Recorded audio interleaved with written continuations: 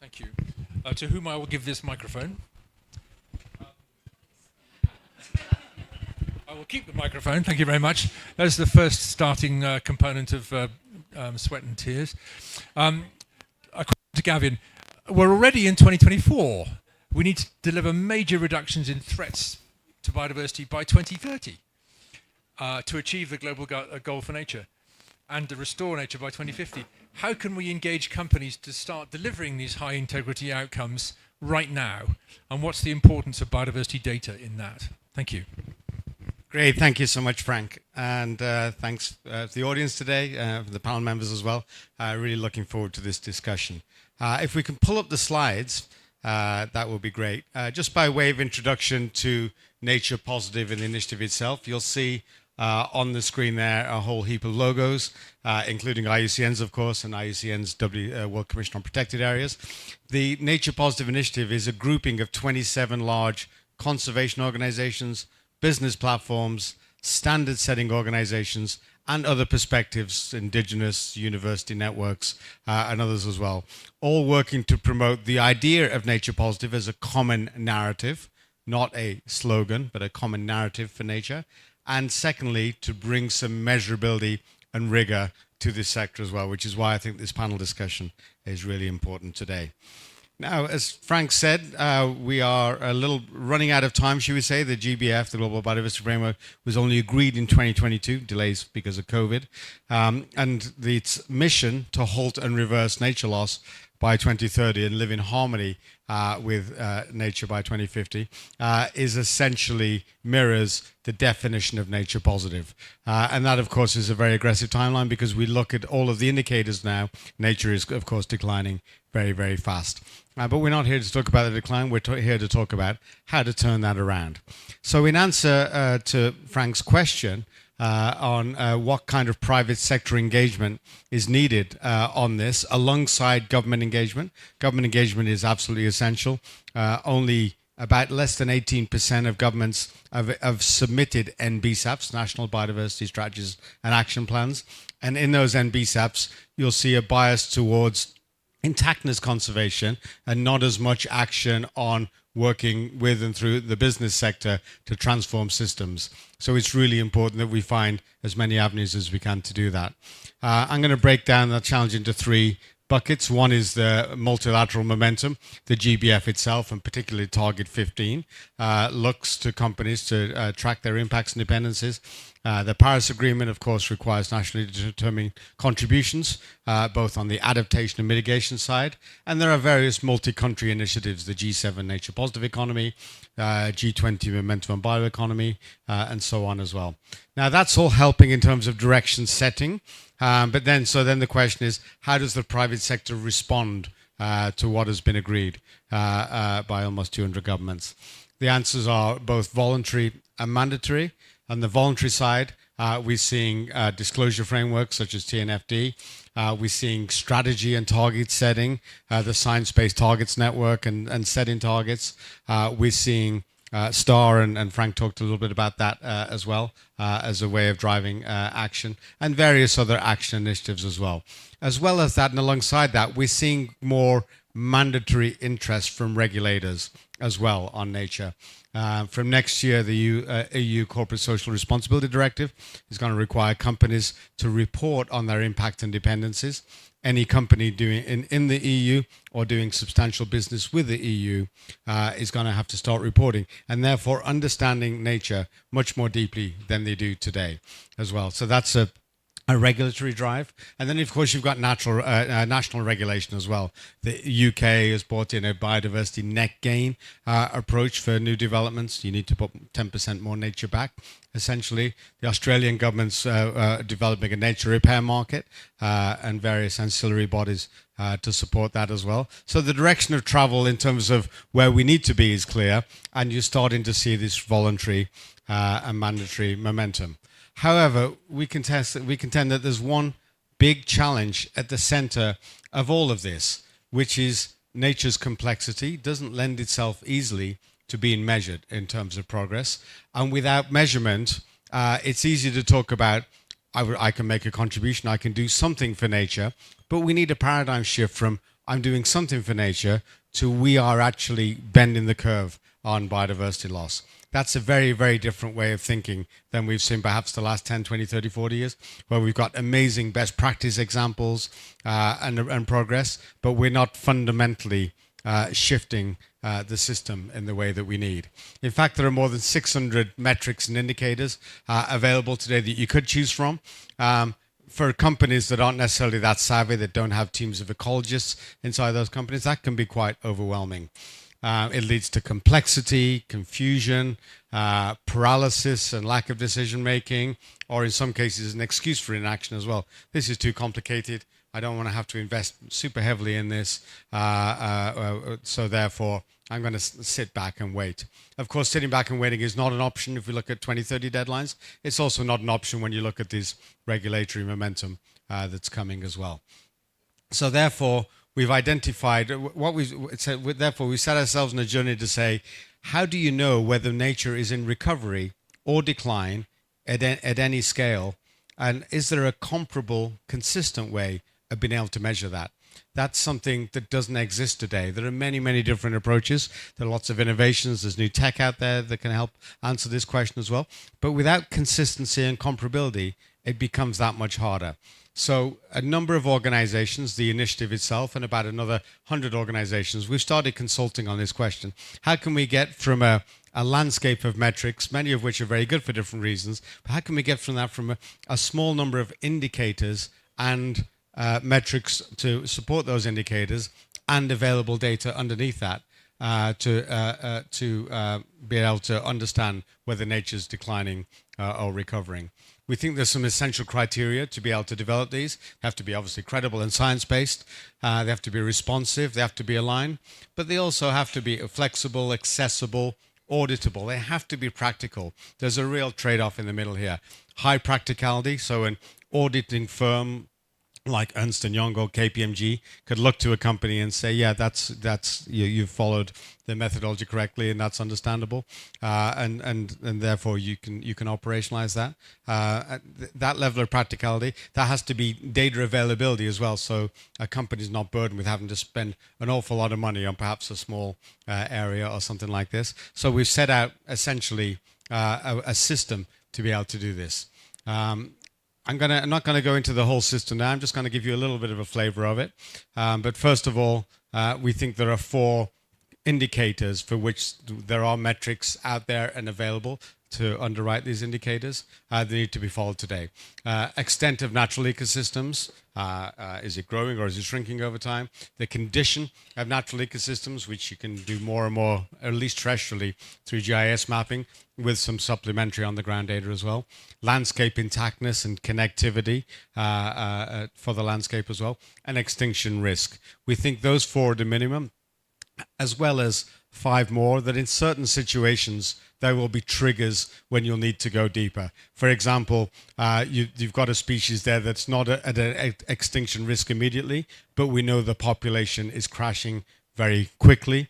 Then that would trigger the need to understand population abundance for that species as well in a given area. So with this approach, we've developed this and we're essentially asking as many actors and stakeholders as possible. I'm going to leave that on the screen because I can see 1 or 2 people taking photographs. We're asking as many actors as possible to get involved in a consultation around this. You can click on this QR code. You can wander over to the Nature Positive Pavilion, which will have sessions on the 23rd, because in this, we're not trying to develop a proprietary approach. We're trying to develop a community-wide consensus amongst conservationists, ecologists, companies, standard setters, financial institutions, and some governments are starting to look into this as well.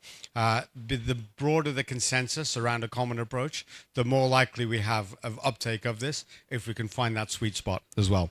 I'm getting a little tap from Frank, and that's the end of my presentation today, so I'll hand you back to you, Frank. Thank you very much. Well done. That worked very well, the old ankle tap. I could have knocked him over, but didn't need to in the end. Great. Thank you very much, Gavin. Very good to have that kind of baseline picture sketched out clearly.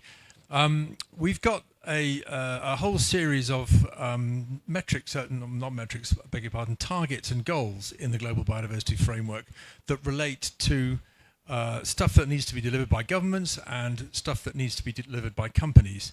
And I'm going to ask Phil McGowan now to come up and respond to the question, given that there are these separate targets for corporate disclosure and biodiversity outcomes, how can we connect them better, or how disconnected are they? And what might be the role of perhaps government in improving the link between disclosure and biodiversity outcomes? Phil. Thank you very much, Frank. Could I have my one slide up, please? So we've heard a couple of things that I've heard already. One is the number of targets, the complexity of this global biodiversity framework. And the second is the complexity of biodiversity. So what we need to bear in mind for the global biodiversity framework in the way that it was negotiated, it was politically negotiated. So we haven't had the opportunity to really test all of the linkages between different outcome goals, between different action targets.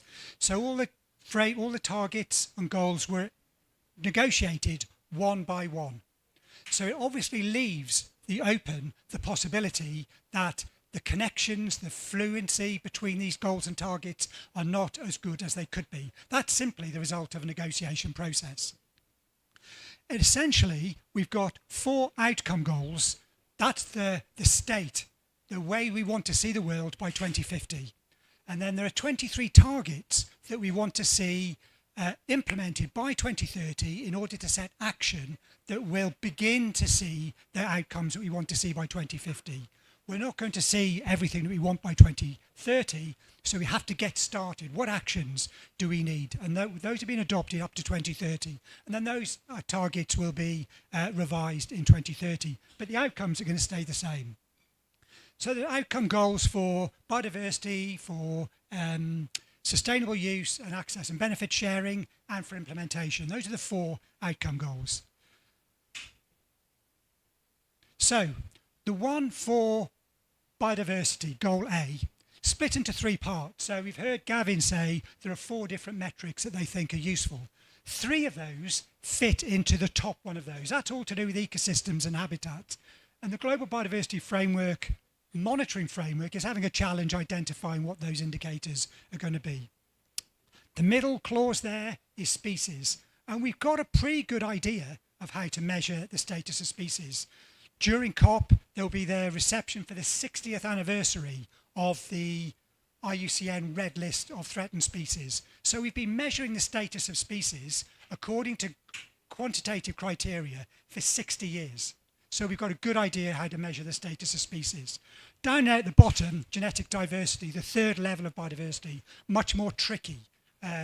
We've got some indicators now in the Global Biodiversity Framework, but they're not really rolled out widely. So the crucial thing to remember then is that defines what the world's governments have agreed they want to see the status of biodiversity by 2050. So all of those action targets should be contributing towards that outcome. So there are 23 action targets, and they've broadly been split into 3 groups. So the first one, there's 8 targets to do with reducing the threats to biodiversity, 5 targets to do with meeting people's needs, so sustainable use, access and benefit sharing, and then the last 10 are all to do with implementation and mainstreaming. They're really hard, challenging things that we need to see every day in a whole group of different sectors.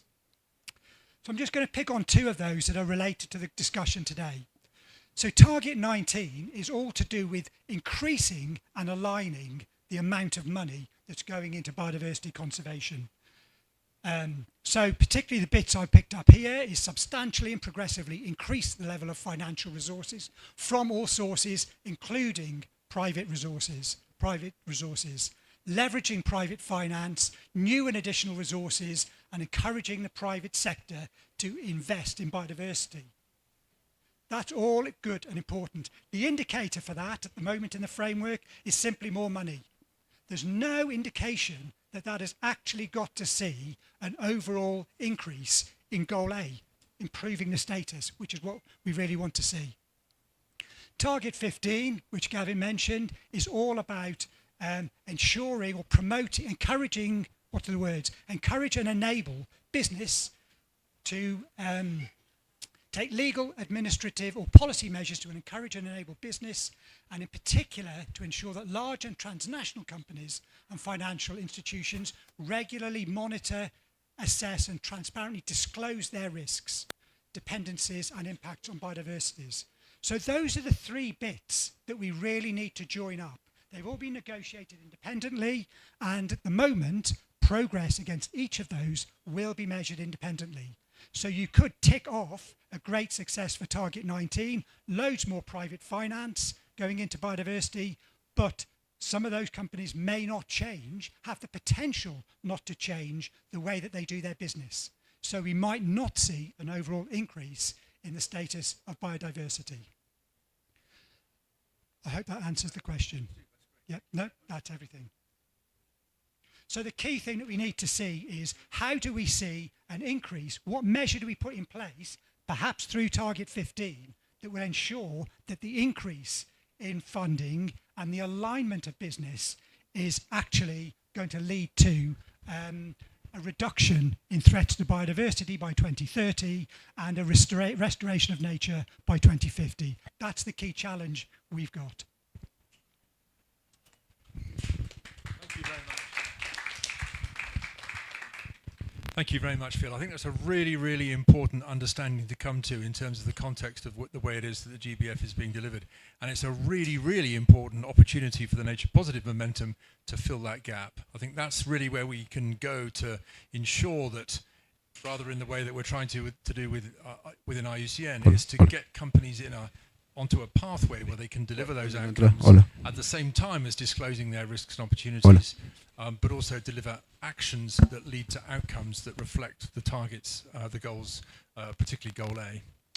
I'm going to move on in a second to a question more related to how it is that companies are responding to this opportunity. But first of all, I wanted to see if there's any questions or comments from the audience about what you've just heard, so that we can get a dialogue and a bit more energy going in the room. So does anybody have some questions or comments about what they've heard in the first two presentations?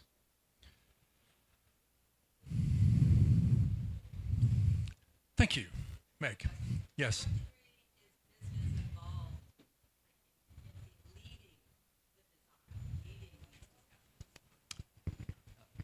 I'm sorry, if you could, there are people online, so it's good to have them. Okay, thanks. So I'm curious, very loud, just curious to know to what degree is business involved in these discussions, so that they're actually participating in the design and the discussion, as opposed to, we, IUCN and others, designing it and then saying, hey, what do you think? Because, I mean, business at the Natural Capital Coalition acknowledged we need tools and rules.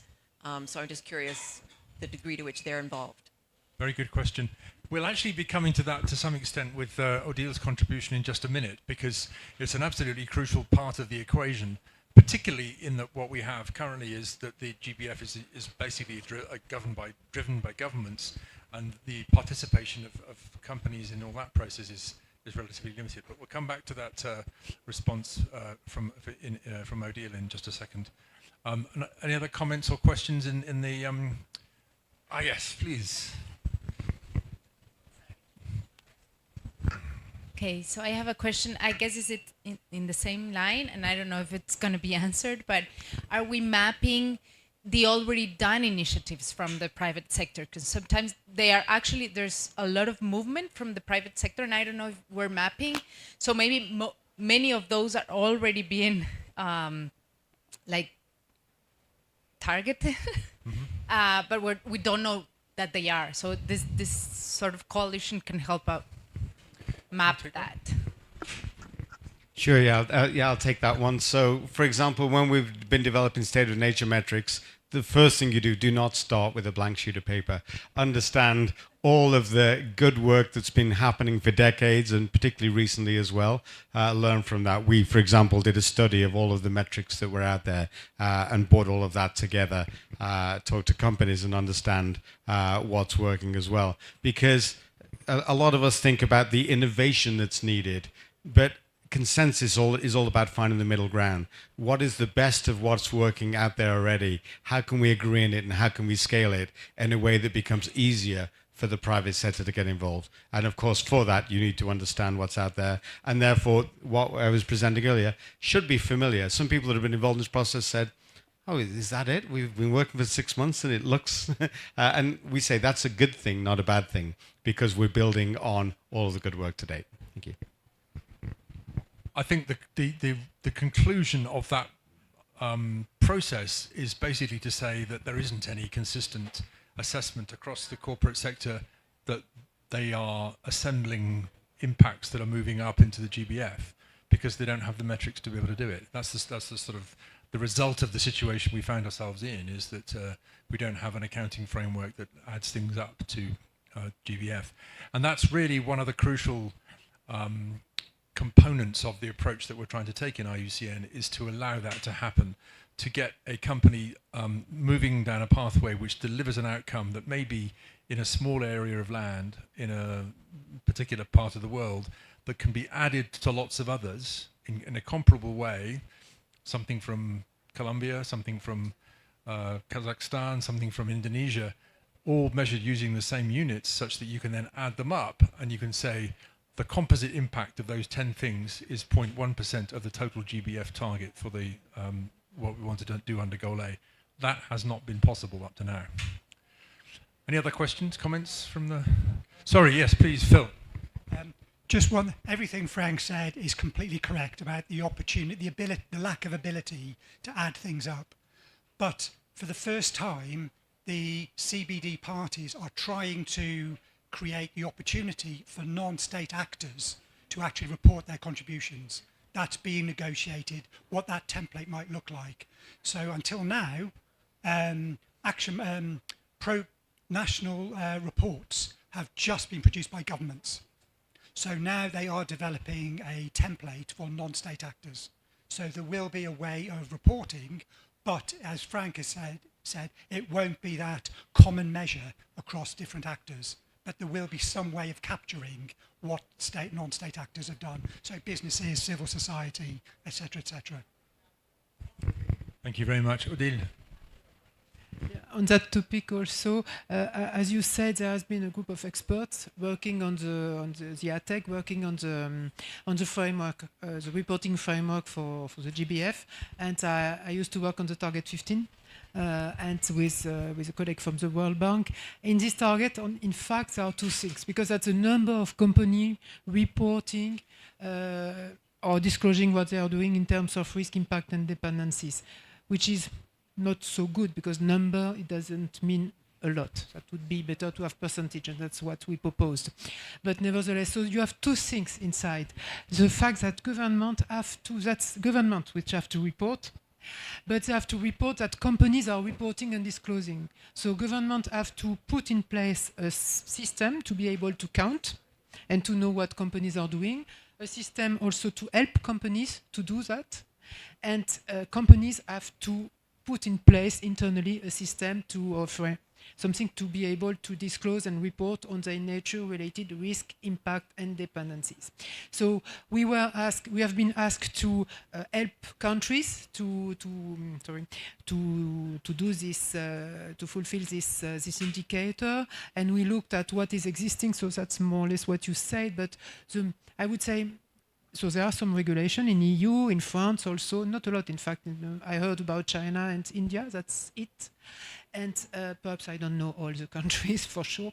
But there are things really interesting to help the companies. That's mainly TNFD, I would say, and GRI and others. So, and the merit of this task force and framework that I developed is first to explain to companies what it means, nature and biodiversity, in their words and not in biodiversity words, because that's completely different. And there is a gap. And second, to give some methodology. It's not so easy. They all say they need data, but sometimes, it's I don't know in English, se cacher. They say there is no data, so that means I can do nothing, which is not true. Because you can begin, there are a lot of data, in fact, a lot, but how to use them, that's another problem. So there are things now to help countries and companies in different ways to do that. And just to answer to your questions, There are also organizations which are pushing and helping companies a lot, either companies or financial institutions, as Business for Nature, as Finance for Biodiversity, Pledge and Foundation. They are all there here. And they come, this COP is the second where you have so many financial institutions there, which is really new. And so they are beginning to act. It's not perfect, but they are beginning to act, and these organizations are pushing them and are also developing a lot of tools to help them. I will come back. Thank you very much, Odile. So we have a very rich set of perspectives from very different points of contact within the process here. One thing I forgot to indicate to illustrate where it is we're coming from in this discussion is that all of the people in this panel are basically biodiversity people who have landed in a world of, I won't say pain and suffering, but in worlds that are not necessarily ones that understand where they come from. So it's wonderful to have a team here who have launched themselves into that world with the intent of making the situation better from the perspective of people who understand biodiversity. So I'd like to recognize all of your contributions in doing that. It's been a fantastic opportunity. I gather we have another question. Oh, multiple questions. Juha. Well, thank you very much, Juha Siikamäki, IUCN. Two comments. First of all, it's really wonderful to see this come together this strongly and focus on common metrics, finding common metrics that are robust and can be aggregated, compared across different non-state actors. My second comment is that there's, of course, a fair bit of attention on these issues also on the government side, at the national level, so state actors. And I would just highlight the importance to also integrate non-state actors and state actors in their measurements, so that then we can not only aggregate across non-state actors, but also aggregate and disaggregate between state actors and non-state actors. And there is a fairly long line of work on natural capital accounting, especially on system of environmental economic accounting, where measures such as ecosystem extent and condition are already being defined and are being used by countries as when they measure their ecosystem accounts. And I would just urge looking into those metrics and frameworks and try to seek further consistency. Thanks. Thanks very much, Juha. That's a very important point. We will get to in just a second, Warwick.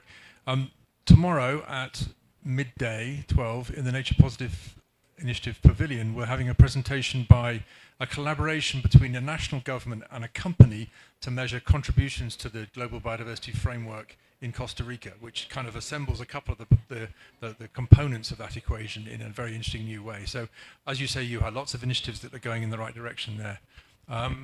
Warwick. Thanks, Frank. I don't know if I need to have slides. I mean, there were a few slides I think that we shared earlier, but as Frank said, my background is in biodiversity and conservation, and ironically end up working for a mining company. I think if you had told me that 20, 30 years ago, I would have said, shoot me and, kick me out the door. But the reality is, and the question that you asked around, what are companies doing? If we think back to a couple of other COPs, 10, 15 years ago, there were probably a handful of private companies that were represented. We saw a massive upswing in Montreal, and you just look at the number of companies and private sectors and FIs and financial institutions that are here, in Colombia. It's an indication that there's interest. I mean, I think you're absolutely right, there's been a gap in terms of how do we communicate between what the private sector actually needs and wants and can contribute to what you've got at the government level. So let me just briefly, you can go on to the next slide. Oh, thanks. As I was saying, so from Anglo American, we're probably a mining company that punches a little bit above its weight in terms of, I guess, our footprint and our understanding. But really, the point is, we often sort of bear the brunt of having probably one of the most significant impacts in terms of footprint on the environment and on nature. But we've got to think about the products that we mine and the products that we put out there are obviously incredibly important. And I'm not getting away from the fact that, yes, there are impacts. But, ourselves and a number of other mining companies are looking at how do we change this for the future in a much more sustainable way. And obviously there are targets and goals around carbon neutrality. We've had a net positive impact commitment that we made in 2018 that was, in terms of the time frame, linked to 2030. So when the GBF came out, and you've obviously got global goals, it's very nicely linked. But of course, for us, it's more important in terms of how are we measuring and how are we demonstrating progress against that. So we have global operations all over the show. What is interesting is that we've got such a range of biodiversity, from Australia right the way through to quite a number of operations in South America, in Northern Europe, and in the UK. And I think the bottom line is that there is always an intersect in terms of the mineralogy that you are looking for. It often gives rise to a very unique biotic component above it, and that that is the intersect between having an extractive industry and obviously impacts on biodiversity. But I think the important point is obviously what do we do with that? So we call this the alphabet soup. Please don't go into all the acronyms. Gavin's mentioned it, everybody else has mentioned it, and there was a comment earlier on now about disclosure. The point is we mustn't get fixated on the disclosure. So I think, critically you end up saying, well, it becomes a tick box exercise. We are absolutely swimming in disclosure requirements, be it ESRS, which is obviously coming. We spoke about what is mandatory versus what is voluntary. We participated. We are the only mining company that's represented on the TNFD. We are task force members. When the task force invited us, we put our hands up and said, yes, absolutely. As a mining company, we need to be part of the development of the framework, and it's a recommendation. I mean, it's not a rule, and we just felt that there's an opportunity. So we helped together with a lot of our partners, work on the sector guidance for metals and mining, which was critical. But in it is this link around disclosure, and as Odelia was saying as well, companies we have frameworks, we have reporting requirements. But the point is, let's not get tied up in terms of that. What do we want to deliver? We want to deliver positive outcomes. We want to make a contribution to a nature positive outcome. And I think the point that, we were talking about with Frank is that a lot of companies have been doing some fantastic initiatives. I think there was a question earlier about, what are companies doing? And they're there. They absolutely are there. The difficult part is how do we link that through to NBSAPs, and ultimately the link between the NBSAP and now we've got the Global Biodiversity Framework. So what's nice is that you've got the framework, but sadly, and I challenge everybody here today to go out and engage with your country representatives, engage with them on their NBSAPs. The range of NBSAPs across each country, we did an exercise recently, and it is unbelievable. There's no consistent framework. There's no consistent reporting requirement. I don't want to go into the reporting side.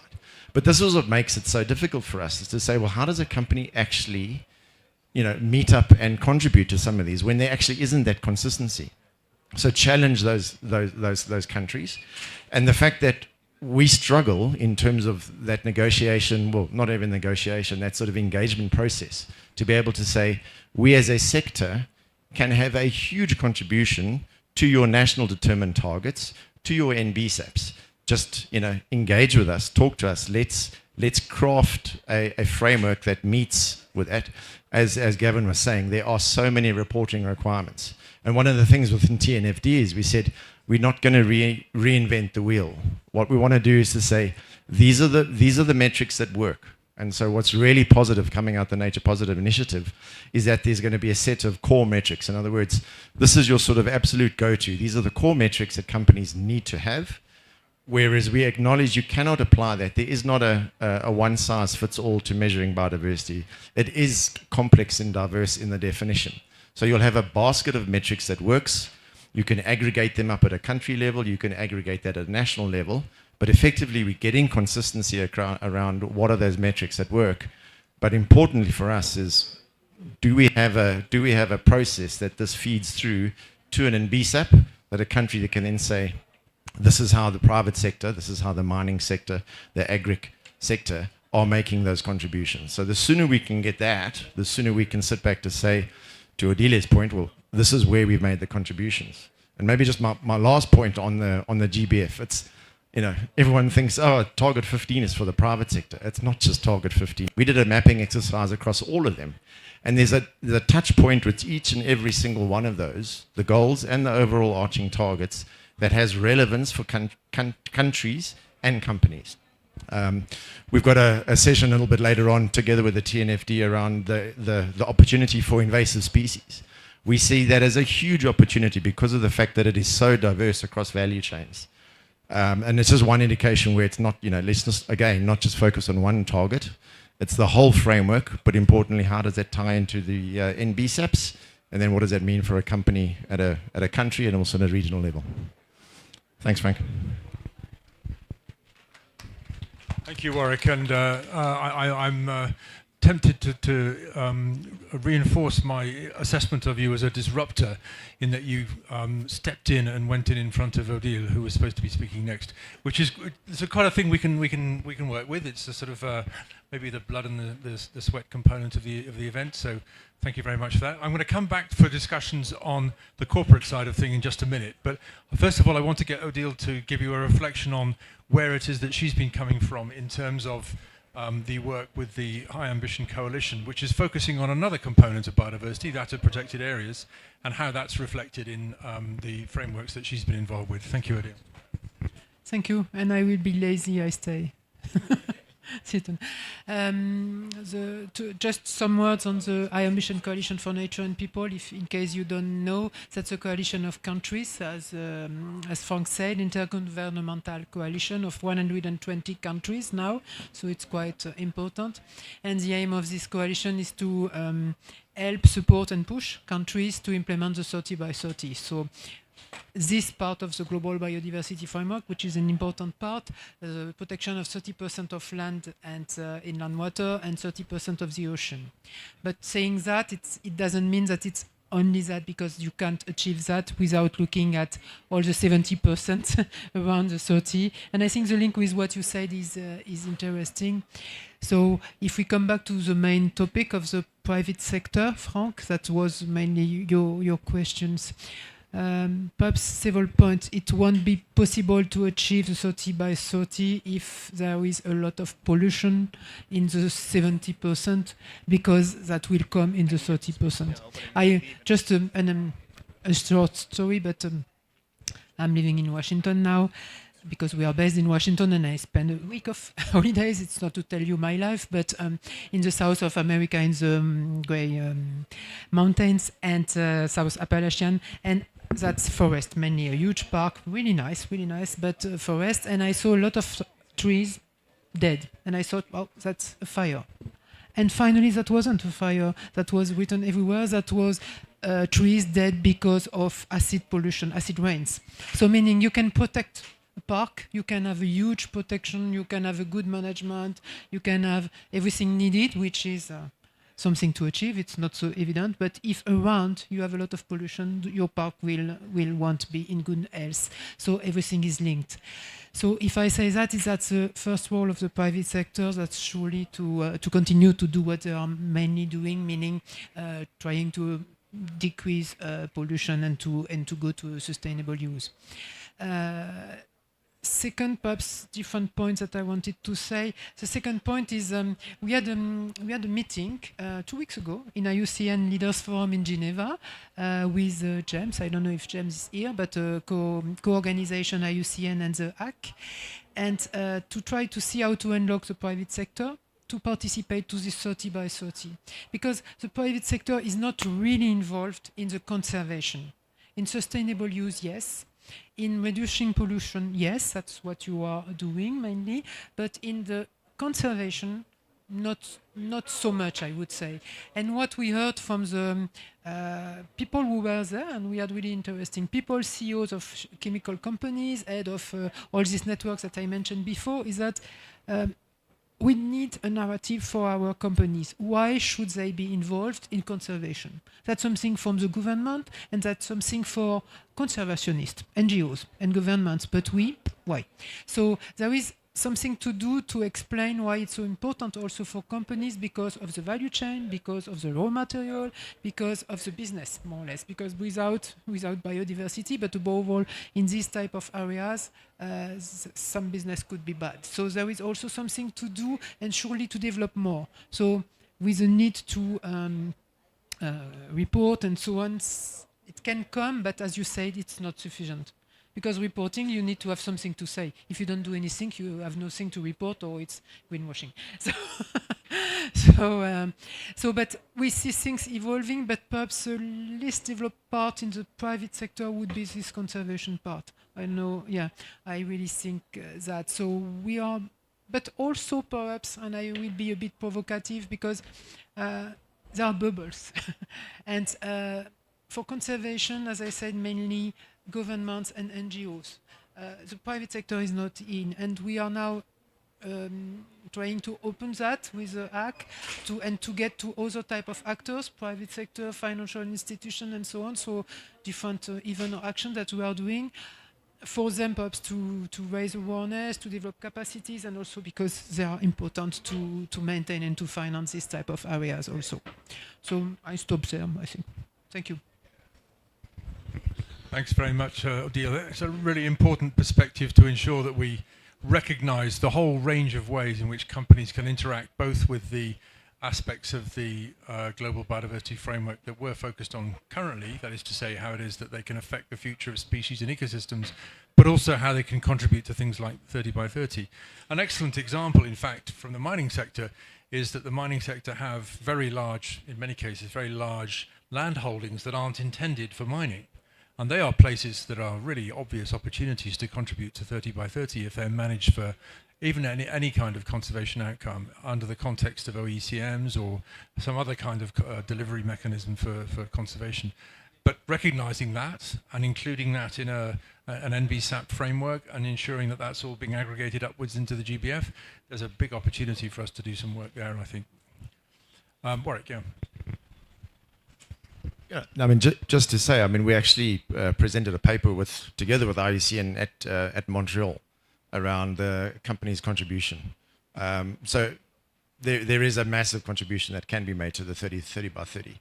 I mean, I think importantly, it's not just around some of the protected area targets. You know, we've got to start looking at KBAs. You've got to start looking at stewardship opportunities, and importantly, the finance link. So there's a lot of work that's been done now with the Sustainable Finance Coalition to say, you know, often companies say, well, you know, you own the land. It's all very well to own the land. I think you made the point is that we're not necessarily the managers or the custodians of that land. We might own it, but how do you then transfer that through to a management authority? And a lot of instances, the management authority, sadly, are failing. So they need that support. So there's an opportunity for a mechanism there. Biodiversity credits is coming. I mean, that is something that has been looked at. There are some national governments and some conservation authorities globally that are looking at how do you create biodiversity banks around some of the protected area targets. And the contribution from the private sector is huge. It's not in every place, but there are opportunities to fill those corridors for sure. Yeah, and the last point perhaps that I forgot is that how companies could be or could work in protected areas or just around protected areas. We organize a framework in workshop in Africa, and we heard some representative of government saying we don't want to expand our protected areas because we have no financial return. And that was not banks who said that was governments. And so after that, everyone comes and say, yes, OECM, that's a wonderful thing. And a lot of organizations don't know exactly what is in, but if you look at the categorization, you could have, and that would be also a good way to do, let's see, to have sustainable economies in protected areas, in order also to have economic returns. I know it's controversial, some doesn't work, some would be more open, but it could be also a way to connect, as you say, but to connect these different worlds also. Yes, thank you. Clearly, there is an existing very strong model, controversial, like you say, for private companies to run protected areas in Africa in particular. And I suspect that's a thing which is got some reorientation to make sure it's done in the best possible way, but there's definitely a momentum building in that direction from a different component of the private sector too. I'd like to come back to the audience now. There were a couple of hands up that I saw earlier, please. Thank you. Question related to SMEs. So SMEs contribute to maybe 70% of the global economy. How do you onboard them and how do you reach out to them? The awareness issue is, I suppose, bigger with SMEs. What are the mechanisms that you use, for instance, at Nature Positive Initiative to work with them? Sure, I can take that one first. Yeah, we've heard some good mining examples on the panel here. Remember, depending on the estimates, 70% or more of nature loss, biodiversity loss, is through our food and agricultural system, and that is mainly SMEs on the small end. So how do you tackle that? First of all, we think there are a number of people in the value chain, a number of actors to work with. Of course, we're initially working with and developing some of these ideas around state of nature with those maybe further down the supply chain, rather than SMEs themselves. But when we come to a piloting phase next year, it's got to be able to work at every step in the chain. So, and that's one of the challenges. It's not only about metrics themselves and companies in the real economy working in landscapes. The vast majority of companies, particularly the larger companies, are going to be in a value chain approach, and that's that much more hard as well. Of course, it's easy to say you should know what is upstream, and you should talk to your suppliers as well. The practical reality of that is difficult. It's going to take time, I think. But this is where I think also state of nature approaches help, because in this alphabet soup that Warwick was talking about earlier, it is very easy to get lost in. Why did we start to think about this in the first place? And that comes back to the people that are in landscapes, and in this case, SMEs as well. So I think it is a big challenge. You know, how do you consult with hundreds of organizations to develop metrics? Well, multiply that by a factor of 50 if you're serious about engaging to the SME level. And so perhaps the most practical answer right now is through testing and piloting. Let's see where the conversations lead us and what's possible. Also think about the affordability side of the equation as well. It's very easy to think about the best practice approach. If you're an SME, you're not going to be able to afford a big consultancy company to work with you. You need to be working with free or very, very low cost data as well. So we need to design with that in mind to be friendly to SMEs. And without SMEs, we're not going to bend the curve on nature loss. Thanks. Maybe a small component of compliment there. I think it's true that for most of the big commodities out there in the world, many of which are produced by smallholders and SMEs, there is a small proportion of them that if you altered the way that those commodities are produced in small parts of the world, it would have a very disproportionate impact on the status of biodiversity. So one of the things that we're trying to do is to figure out what the combination of commodity and land use area is that the larger companies up the value chain should target, and thereby be able to work with smallholders and SMEs on the ground in the 5 or 10% of places that are really important for them to do so, rather than having to do it across tens of thousands of suppliers, 90% of which, if they improve their production practices, wouldn't have any impact on biodiversity. So you're enabling the buyer companies who are taking product from SMEs and from smallholders to focus on the places that are really the ones where they can expect to have the most important impact. And that makes life a lot simpler, both for the companies who are involved in buying that product, but also for the 90% of smallholders and SMEs that don't need to get involved in this complicated and expensive business in order to improve impacts. That's a sort of sketch of where it is we need to be going in the future. Another question, please. We got a microphone. Oh, you got a microphone. Excellent, thank you. Thank you very much. I'm Dr. Renuka Thakur, founder and CEO of Global Sustainable Futures Network, and we are project advisor for Nature's Right. And just to add on these things and few things described here, I completely agree that SMEs are not so aware, and even though they might be in a conservation area working in it, and they think that, oh, they do very minute contribution to negative or positive of this biodiversity, and so we shouldn't be worried about. However, there are plenty of indicators about adaptation. If you are aware of, there are more than 1,000 indicators now, and they are, and I would say the national adaptation plans are being developed from long, and we are a bit more experienced in that. And so if we get a connection between biodiversity and adaptation would work. Secondly, also, as you said, for data, I would say publicly available data would definitely help. However, there should be a lot of understanding of levels, at which level and what unit might be applicable to that location in the context and so on. And that is very important to make people aware. So I think the whole thing of like capacity building is very, very important. And from my perspective, like my logo is progress through partnership. And I have been able to bring plenty of partners around the world, which are NGOs and individuals, universities. They try to work together and they are easily approachable.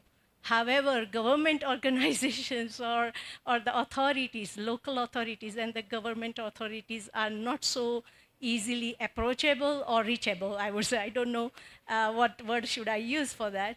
However, so having something in with the nature's right, what we propagate is that there should be a framework or some sort of regulation type of, just as in Climate Act came in place and plenty of things fall into place for others to move around it.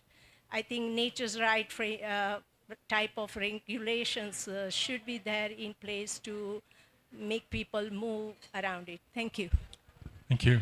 Maybe you have a comment or a suggestion to make? I think the idea of governments being more actively responsible for the engagement of their constituents in the processes that you're describing is certainly something we can all get behind. And if there are examples of the way that can work in particular places in the world, I'm not sure what it's like in India, but then there's definitely something we can, as IUCN, for instance, as the network of members, the union, to do to help that. I think that's a thing that we ought to be... that would help, because I do Global South Summits every month, and I bring plenty of local community people together to tell them real challenges, what they are facing and where they need help as a capacity building. Yes. And so we would like to engage with you and bring you on board to educate us. Thank you. Thank you very much. Thank you, and thank you for hosting this event and all the panelists. I'm a PhD researcher from Imperial College London. I'm going to start a project that's collaborating with Harvard Business School on basically evaluating the financial risk and like the monetary cost of nature loss. And I've heard all your talks, and I think I want to know what's your opinion on like how this sort of project will be can be more tailored to be more like helpful for, say, like financial institutions, because that's our main clients, but also corporates. Like, I have no idea how it's going to be like servicing like companies, and when servicing the companies, because it was just talk about like bigger companies, smaller ones, like what's your thoughts, what's your advice on how we can better design this whole framework? And also we're thinking about making it probably global or pan-Asia, and we're going to use Southeast Asia as like a case study. And I'm also intrigued to learn if any of you here have experience with these sort of things, like where do you start? Or is it possible to do a global one? Is it better to do a region one? Like anything, just thank you. Thank you very much. That's an extremely exciting idea. I would like to have brought in our chief economist to this discussion because he's been involved a great deal with our program on ecosystem level accounting for governments. But there's a very strong push for that to be aligned with corporate accounting as well. And we had a discussion on this subject just before we started this discussion just now. So I think it would be useful if you were able to talk to him. I don't know where he's gone now, but we'll find him. Any of you panelists? Okay. I've seen that in my previous company, which is a bank of development, French agency of development. And the research department made such a study looking at the nature risk in the portfolio after the climate risk. And even if it wasn't complete, because all sectors have not been taken into account for the first study, but when the results are that 30% of your portfolio are at high risk because of the loss of at least one ecosystem services, and you go to the CEO and you tell him that, and I can tell you that you have a reaction in front of you. So yes, this type of studies are interesting with others. And I can also tell you that central banks did that, some central banks. The first one that was in Netherlands and in France with my company, and Malaysia and Brazil with the World Bank and perhaps some others. And the NGFS, the Network for Greening the Financial Sector, the network of central banks, also did such study of risk in national portfolios this time. And the results are more or less always the same, more or less 40% of the portfolio of the financial system with the central bank of a country is at risk because of the loss of one or more ecosystem services. That means that the financial system, it's a systemic risk. It becomes a systemic risk, and the financial system is at risk, not only because of climate change, but also because of biodiversity loss. So it can be quite powerful. So yes, it's really interesting to do that. Yeah, and maybe just to add, I mean, this was an interesting exercise that we did, certainly within TNFD, when we were piloting the LEAP assessment process. Interesting, we were looking at one operation, and I don't know if it was, we made the point around, how long is a company's value chain and supply chain, and sort of almost asking how long is a piece of string. But what was interesting for us is we brought in our risk team and our commodity risk team. And then you say, do we actually understand the financial implications of some of these? And this was an example of a rubber producer. So we're buying let's call it our operational tires. And did they fully understand the climate, nature-related dependencies on that single supplier that we might be sourcing rubber from in Southeast Asia? And it was amazing to see that understanding from the team is to say they've never really they've looked at risk, sure, there's supply chain risk, but they've never actually linked it through to a nature-related risk. So I think what's important is the language. What's important is the capacity building and translating that risk down to a business level and effectively to your business plan, so that it's not seen as an externality. So I'd encourage you engage with the TNFD team. They've got a strong presence here this week. Delve into that. There's a lot of metrics. They're doing a lot of work around transition risk and getting companies to look at that. But it's a very interesting point. And perhaps the last thing is that when we did that was with the Anchor tool. Anchor tool has been developed by UNEP-FI and others, but it's also used by the TNFD. So there are some methodology on risk dependencies also. Impact, it's a bit different, but for risk and dependencies, this tool is existing and used by TNFD. Yeah, I think it's very important to distinguish between issues to do with costs associated with dependency, the rubber story, for instance, in this case, and the impact, because, of course, for a company, the dependencies are directly related to the value of the company. Impacts are costs that they're just putting onto society. They're not things which aren't necessarily material to the existence of the company. So they tend to look at those things in a rather different light. The accounting framework that I was talking about with Juha earlier on is one that explicitly recognizes the costs that are being put onto society by the impacts on biodiversity of companies.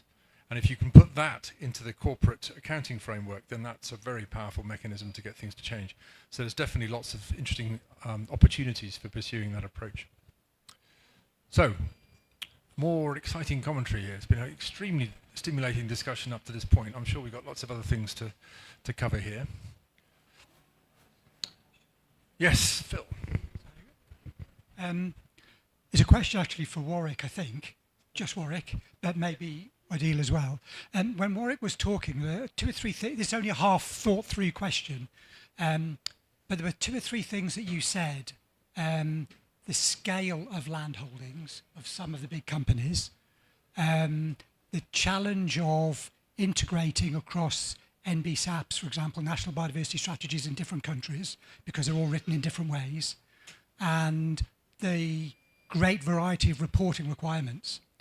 So it just made me wonder if it's conceivable, if it's worth thinking of. There are going to be many multinational companies that have got land holdings or control over land far bigger than many countries. So would it make sense to have a company biodiversity strategy and action plan? So you actually look at the global biodiversity framework targets and goals and think, this is what we're going to do. So we'll take responsibility for those rather than think, oh, we've got a challenge because this country's written an NBSAP in this way and it's got limited ambition. This country is written in a different way, and those actual metrics that they choose, because they're what is it, 10%? No, 10, 15% of countries have produced their NBSAPs. More have aligned their targets. So there is that they're not going to be the same between countries. So it's just wondering whether for these big companies actually thinking, right, we will do a company biodiversity strategy and action plan, and we'll take responsibility, and you'll look at your reporting, you'll treat the word around disclosures or reporting, and you say, this is what our contribution, and these are the outcomes that we want to see, and these are the steps we will take to see those outcomes. I mean, I think you're absolutely right, and there are companies that have those biodiversity plans. I think for us the frustration is that it doesn't necessarily get recognised. And I'll give you a practical example from our South Africa operations. We get and it's not just related to the mining industry, but we get almost forced to implement let's call it a biodiversity offset based on a projected loss or an impact of a development, and it might not be mining, it could be all sorts. And our frustration is that you've got a provincial or a regional target. In other words, your managing authority says you're going to be developing a mine, you have to implement this offset, and you've got to go and buy this offset there, or you've got to implement this offset, and it's got to be like for like, because that's how offsets have been designed.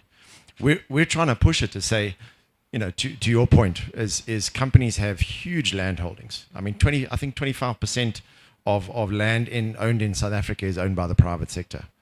And a lot of that is as you say, it can and it could fall under this protected area network. So why are we struggling to get the national regulator to almost supersede what the provincial and the local authorities are doing and forcing us into this? Well, legislation says you have to implement the offset here, when we're saying here's a huge opportunity. We could potentially collaborate with a whole bunch of other landowners, and it's not just within the mining sector, to create protected areas, not necessarily formally declared protected areas. We're looking at stewardship and others. So there are levels of protection which meet the requirements of the company. So you can still continue to manage the land. It's just in a way that fits in with the stewardship program. So I guess my point is, and it comes back to what I was saying earlier, there just seems to be this disconnect between a national target and what they can implement at a national level, and how that translates down to the real sector opportunities. And the frustration is that it just doesn't happen. So you end up doing what you're required in terms of your regulation, your offset requirements, and we're saying we're missing an opportunity. Why can't we have like for better? In other words, collectively within a region in South Africa, we can make a massive contribution to the 30 by 30 target if we just get those areas recognized outside of this very rigid, offset requirements. So yeah, I mean, and there are good targets, and I think there are massive opportunities for it. And it's been, the frustration that it's been written in papers, and the opportunities there. It's just we can't translate it because there's this disconnect between what can happen at a national level and how that translates up to some of the global targets. Thank you very much. I think that's a really Interesting. I congratulate you, Phil, for creating a new acronym, of course, which we don't have enough of. So we've now got the CBSAP, which will line up alongside the NBSAP. But if they were in some form, we're often accused from the biodiversity world of not speaking properly to business because they don't understand what we're talking about. Maybe if we have a means to connect the government world with the corporate world in terms of what an NBSAP and a CBSAP do that are similar, that have aligned outcomes, perhaps there's a pathway there that would enable us to get the communication working better. Certainly something to be pondered. Anybody else got some questions? Please. Could we take the microphone, do you think? And down the road. Sorry. That's over. Yeah, thank you to all the speakers. It's been very interesting. I've got a question for Warwick. You mentioned about invasive species and the action that's been happening in that area, and you also mentioned about opportunities at an event later in the week, perhaps. Just wondered if you could maybe give people a bit of a wrap-up on what's been going on and what might be happening in the future. Yeah, thank you. I mean, again, it comes back to understanding and capacity building. So you mentioned invasive species, and you're going to have, to a room of 30, you're going to probably have 30 very different views and opinions on, oh, you know, this is the you know, the impact that they potentially have. So we've been working with our global partner Fauna and Flora together with IUCN, with Kevin Smith and his team, to gauge what the interest is like. And so earlier this year in Cambridge, we put together a small group and invited companies from from literally every sector, from forestry, from chemical, from mining. And there's a lot of interest. But what was really interesting is that there were some companies that were in the room and just, basically said to us, we actually haven't even considered this. You're getting back to this financial risk perspective. They haven't, thought that the influence of invasive species, not only on their business, but when you get to the value chain, I mean, that just opens up another element. So it's that level of understanding, and what are you talking about in terms of the risk to the company? So we've got a session later this week. I'll share it with you and others. It's going to be hosted at the TNFD at the Dan Carlton Hotel. And it's really just an opportunity to come and have a listen. The idea is that we're trying to build a bit of a collaboration around this for companies, but for other interested parties as well, together to put together some form of really a big global coalition, with proper funding behind it, so that we can then start implementing it across sectors and countries. So very interesting, and so please do come and join us on that. Thank you. We're getting towards the end of this session now. I would like to ask the panelists, put you on the spot here, sorry, I should have told you this before. I would like to hear from you, in no particular order, how you see what might transpire over the next 5 to 10 years that will really change what we're looking at here. What's the big thing that you think needs to happen in the next 5 to 10 years in order that we get what the really big important issue here is, the uptake across the whole of the global economy to really address nature positive? Gavin. Yeah, I'll jump in on that one. Thanks, Frank. So I think the big trend, and I touched on it in my opening remarks a little bit as well, is to shift nature from something that a very few actors take to something that's right at the heart of the financial system and at the heart of businesses and the way they do business. A decade ago, there was a very vague understanding of climate change, and there was a very vague understanding of what we call carbon literacy, the understanding of how to navigate carbon accounting and bring that into your company. A decade on, it's moving to the center now, and many, many more companies are grappling with it. We're not there yet, but it's been sufficiently mainstreamed. More ambition needed, of course. So too, that needs to happen for nature. I'm optimistic that it can, because just this morning I woke up to find a full page in the Financial Times on nature, on these topics that we've been discussing today. Forbes magazine writing about nature as well. This is not Nature or The Ecologist. This is in the mainstream of the financial sector, in the right broadsheets to have an impact. So, and as Warwick mentions, an awful lot of companies here.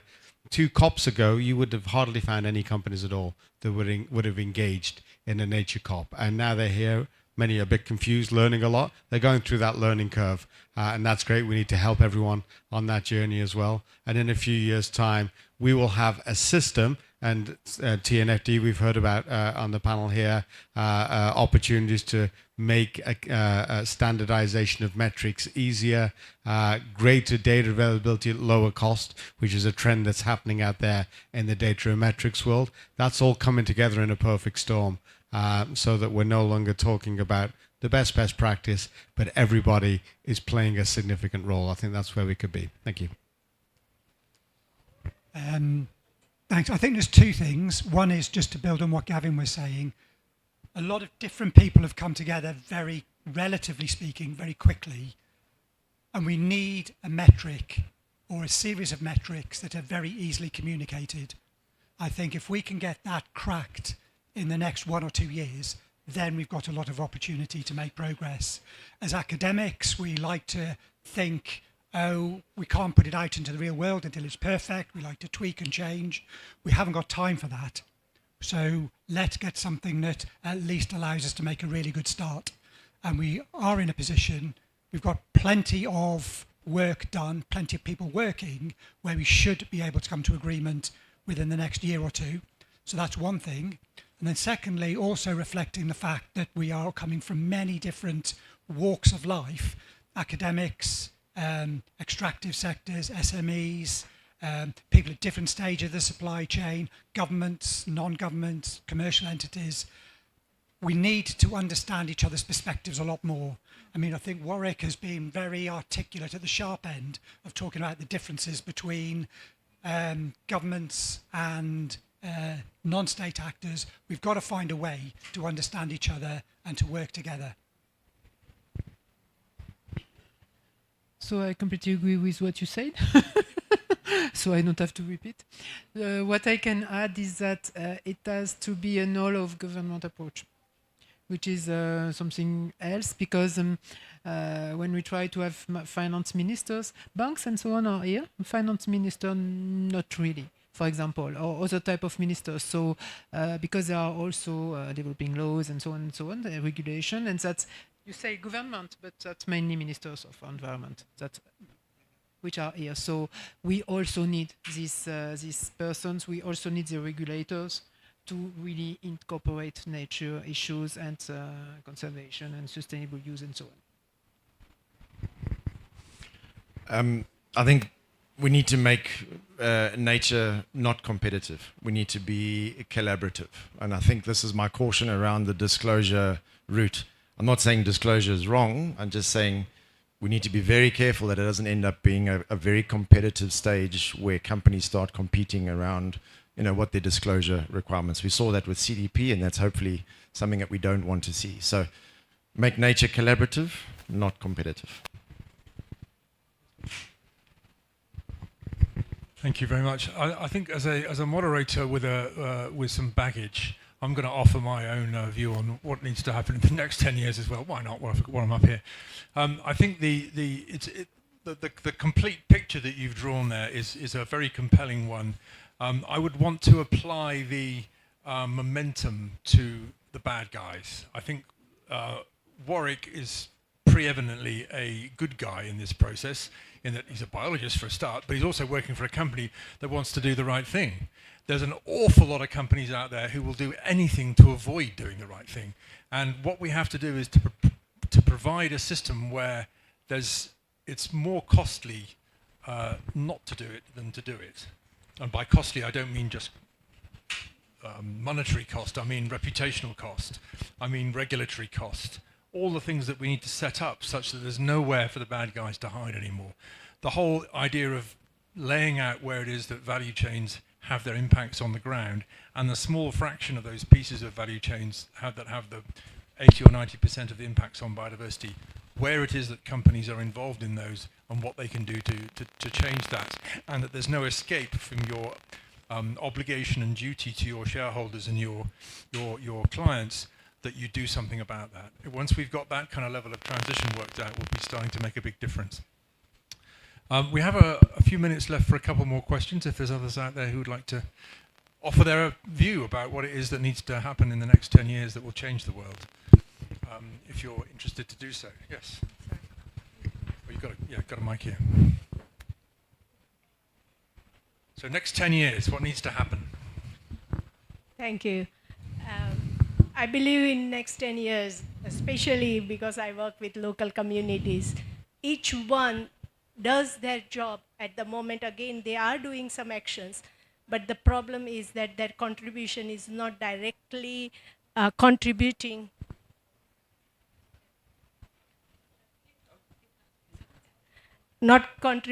to, NDCs, national determined contributions, or SDGs. It is lost somewhere. And therefore, I think we need to make an infrastructure that can be valuable to everyone, and they can see their contribution that they are making towards the national determined contributions. Thank you. Thank you very much. So, as a response to that, I think IUCN has exactly the framework you're looking for there, is the Contributions for Nature platform as part of IUCN, which enables civil society, IUCN members mostly, to put into a database the contributions they're making to the global biodiversity framework. So perhaps that would be a place to start. It's not perfect, but it's maybe a place to start where you can try and bring in the civil society contribution to this whole of society effort, which is the delivery of the global biodiversity framework. Just to give you an example, I have 8,000 coordinators around the world in 175 countries. And these are not only coordinators, they are like, I'm not individuals, but like institutions and universities and organizations and so on. Now, on 24th of October, we are having this Nature Day. And we will be inviting people to do their contributions, take pledge, and then write down their activities and so on. Now, these are going to be on Facebook and other things like social media and so on, but we don't have a formal arrangement or framework where we can log in and say that this is going to happen or this is going to change. Many of us have changed our own practices, like walking to the station or walking to the workplace, meaning that we are reducing carbon emissions on individual basis, but we do not use that to contribute it towards the NDCs. So that's what I say. Thank you. The IUCN contributions platform is focused mostly on actions to conserve biodiversity in particular places. So it might be a subset of the things that you're talking about, but it would be very interested to talk more about how that might happen. So please, maybe we can have the microphone back down here.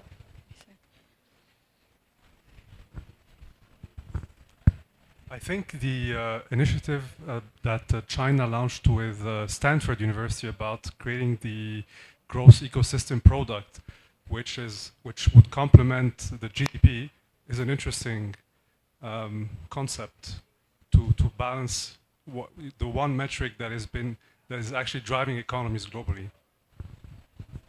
Yes, I'd love to have the view of 20 economists who work on GDP about the likelihood of people dropping GDP. It doesn't seem to have got very far. Not dropping, but working with the second indicator. Yes, I quite agree. I mean, if we don't find some way of producing an accounting framework, as your colleague, as you described, that basically puts what companies do that shifts costs onto society into their balance sheets, then we're not going to be able to get any of this to work properly. So, agreed.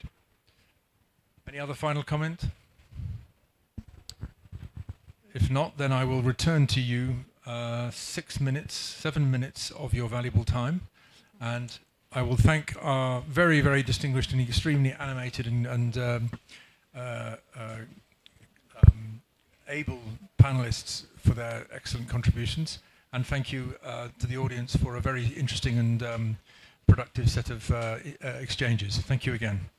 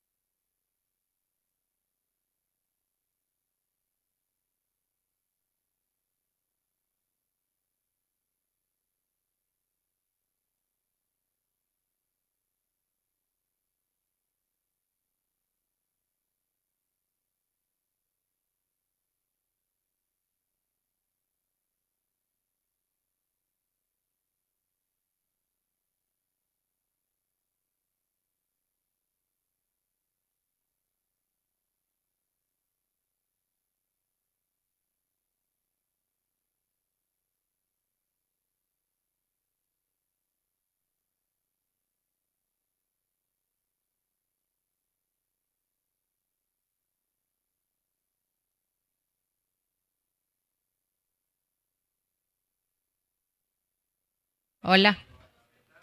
Hola. Si pueden ingresar para el evento. Muy bien. Y para poder usar el sistema de interpretación, escanean este QR y en su teléfono pueden escucharlo directamente. ¿Se me oye bien? ¿Y qué? Ah, es de inglés a español. Ambos, inglés de español, español, inglés. Así que ahí está el código QR. ¿Cómo está? ¿Sí? Aunque bueno, no te preocupes. Igual acá lo muteo. Me tocó así. Ya, normalmente me gusta el papel. Tranqui.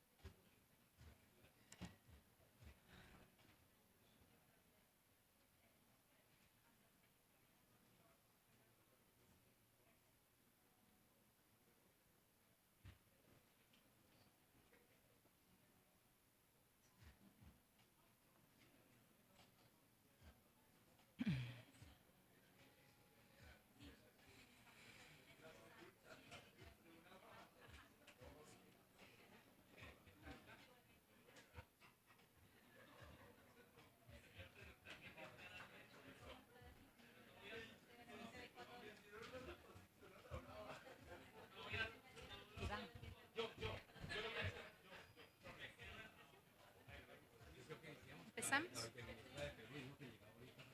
Ok, pero podemos empezar, me parece, sí, ¿no es cierto? En honor al tiempo. Que nadie pase por adelante. Okay. Buenas tardes. ¿Se me escucha bien? Buenas tardes a todos y todas. Es un honor para mí darles la más cordial bienvenida al panel Cooperación Transnacional e Interinstitucional para la Paz y la Conservación de los Bosques en la Amazonía. Un espacio que, gracias al esfuerzo conjunto de la Embajada de Noruega y la Embajada de Colombia, nos permitirá reflexionar y dialogar sobre los desafíos ambientales que enfrentamos y cómo podemos abordarlos de manera colaborativa. Antes de comenzar, quisiera agradecer a todas las instituciones que han hecho posible este encuentro y a cada uno de ustedes por su presencia. Así que como todos los que se encuentran conectados, por su compromiso en la lucha por un futuro sostenible. A continuación quisiera invitar al embajador de Colombia, Daniel García Peña Jaramillo, quien también compartirá con nosotros su visión sobre la importancia de la cooperación en la Amazonía y los esfuerzos de Colombia en la conservación de sus recursos naturales. Por favor, ministro.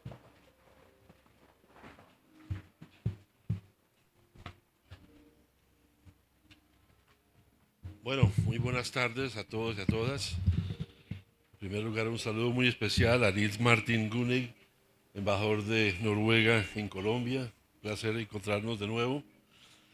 A Olivier Inizan, representante regional. La música.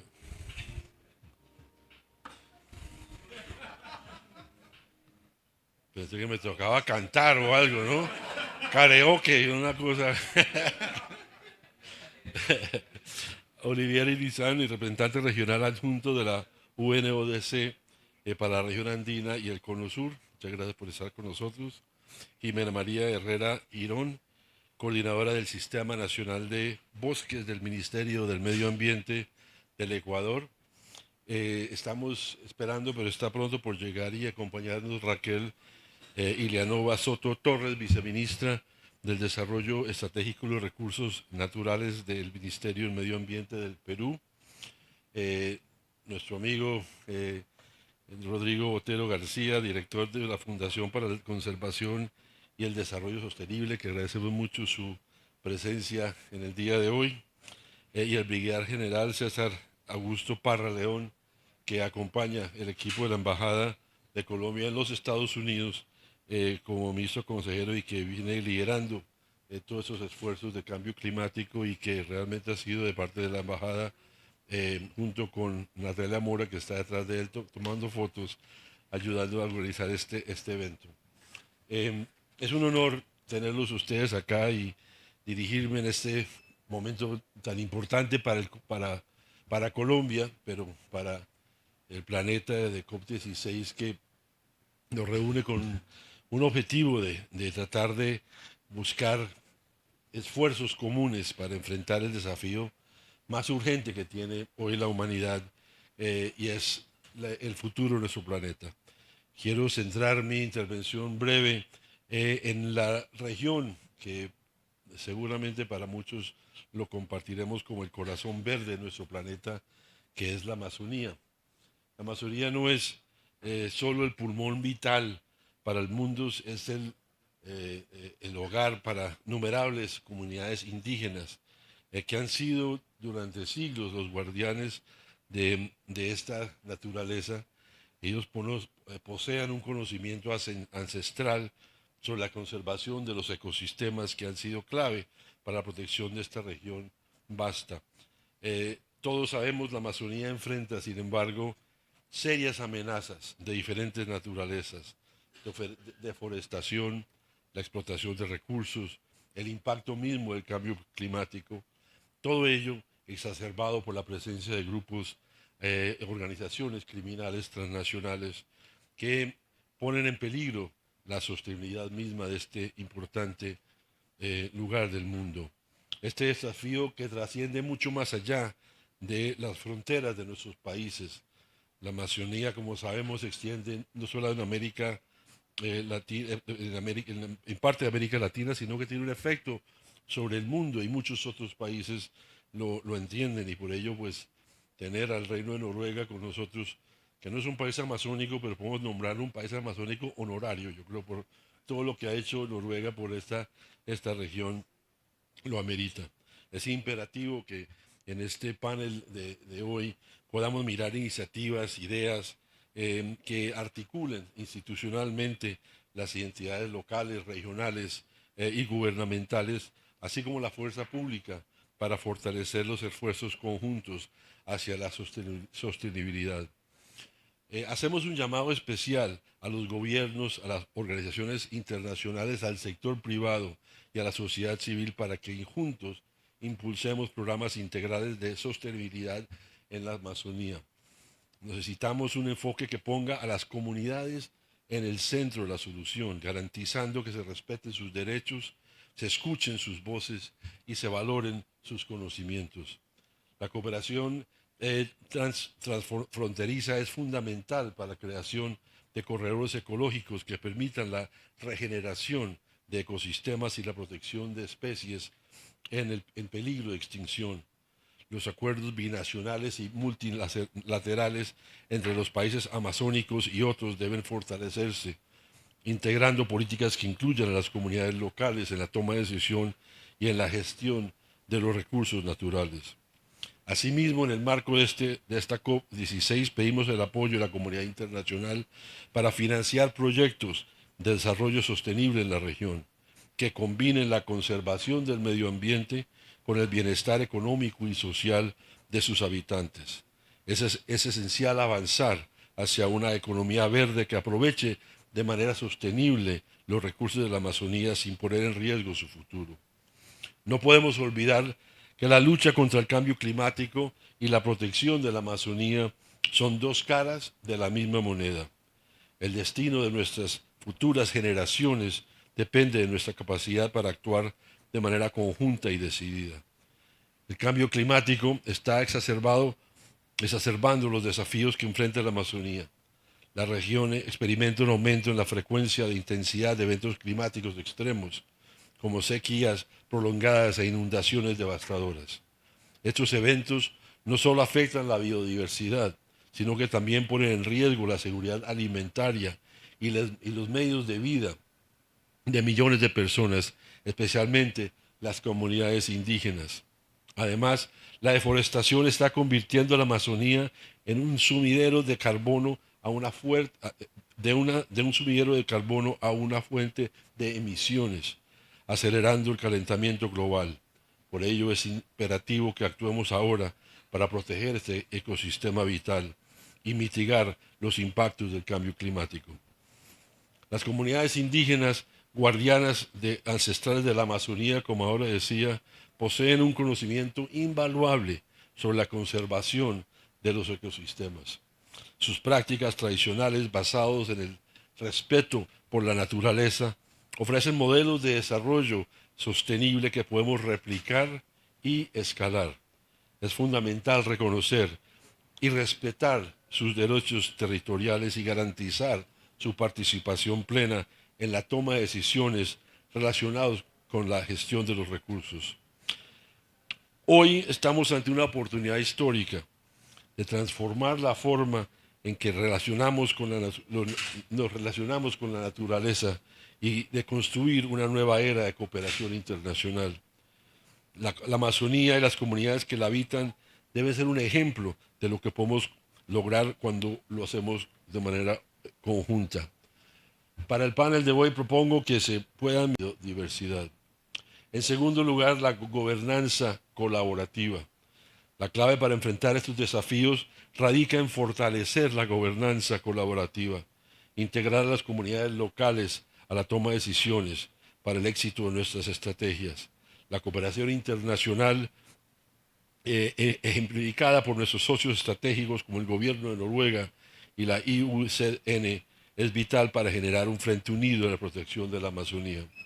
Y en tercer lugar, un compromiso y una acción conjunta, que los invito a que los comprometamos a identificar y compartir buenas prácticas que han demostrado ser efectivas en la conservación de la Amazonía. Este es un momento crucial para fortalecer nuestras alianzas y crear un futuro sostenible. Cerremos este diálogo con un propósito claro: asegurar que la Amazonía, como patrimonio común, continúe siendo un símbolo de vida y esperanza para las futuras generaciones. Cerremos este diálogo con el propósito claro: asegurar entonces que nuestro patrimonio común continúe siendo la vida y esperanza de las futuras generaciones. Muchas gracias.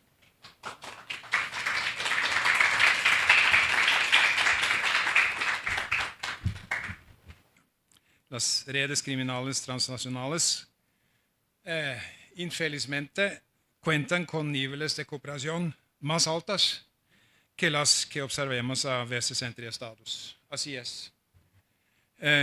Las actividades ilícitas a las que se decidan como minería ilegal, deforestación, tráfico de especies, también afectan a toda la región, sin considerar las fronteras entre los países.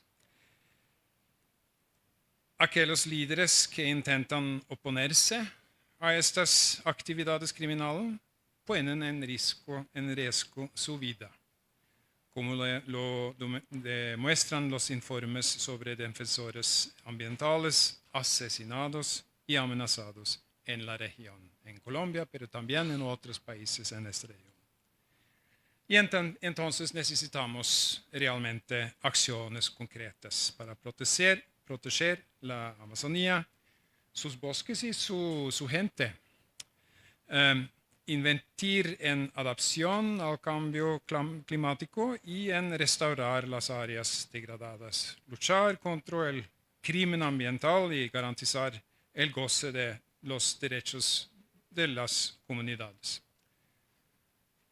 La acción debe pasar por una mejor cooperación entre estados, pero también yo creo que esto es importante entre ciudades, entre regiones, entre municipios. Sabemos que la cooperación estadual entre estados es una cooperación lenta. Tenemos que trabajar mucho para lograr un poco. De veces la cooperación regional puede ser más eficiente, más rápida. Hay otros desafíos. Sabemos dónde estamos en la cooperación local, porque de veces hay cooperación entre los que gobiernan y los que hacen mal. Así es. Pero este desafío yo creo que nosotros deberíamos abordar porque puede ser más eficiente. Y el sector privado. Hay muchos recursos, mucha sabiduría también que nosotros deberíamos aprovechar y incentivar para realmente tener una cooperación más amplia entre países y las empresas grandes y pequeñas que están en estas áreas transfrontales. Bueno, la Amazonía no solo tiene desafíos, también tiene mucho potencial.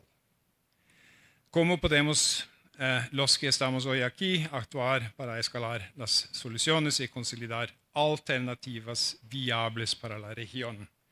¿Cómo podemos ayudar a que este ecosistema riquísimo se regenere y se aleje del punto de no retorno?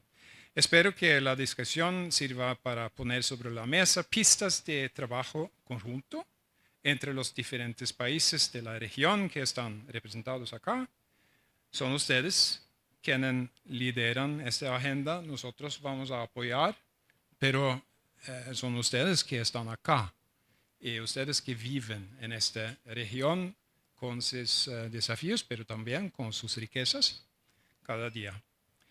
Desde la comunidad internacional y Noruega en particular estamos listos para apoyarlos en lo que ustedes necesiten, pues sabemos que el futuro de la Amazonía en realidad es el futuro de todos nosotros. Muchas gracias.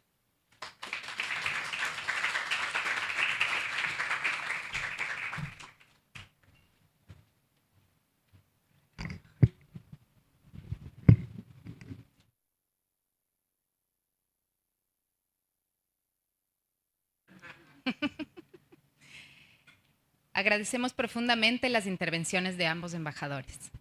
Ahora pasamos a uno de los momentos clave del día, el panel de discusión. Para ello quisiera invitar a nuestros panelistas y moderador, el doctor Carlos Nobre, a sentarse.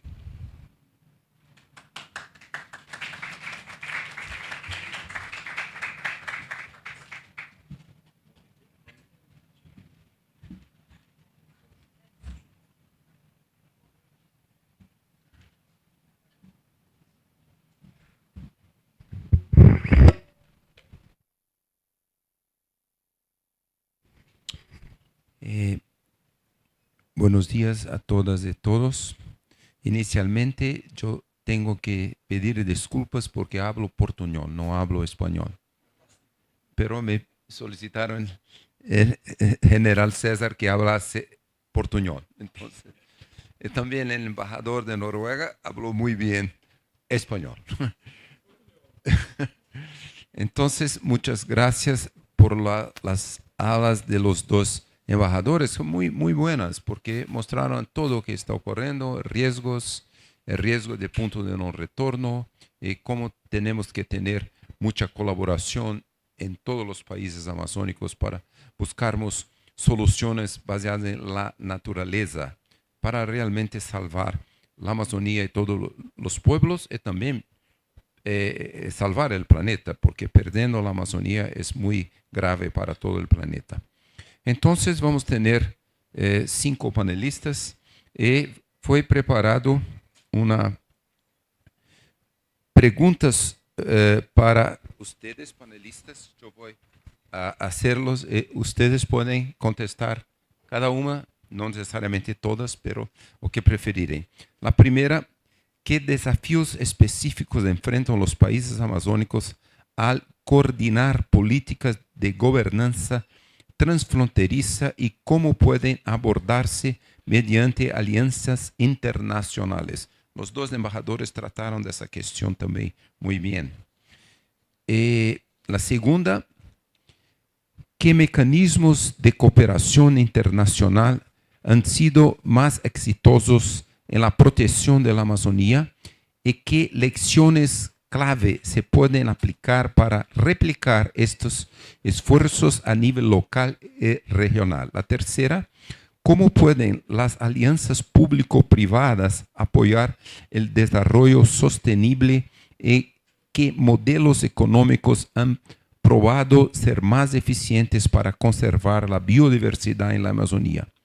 La cuarta, ¿qué innovaciones tecnológicas pueden transformar el monitoreo ambiental en la Amazonía y cómo pueden los países amazónicos cooperar para implementar estas tecnologías de manera efectiva?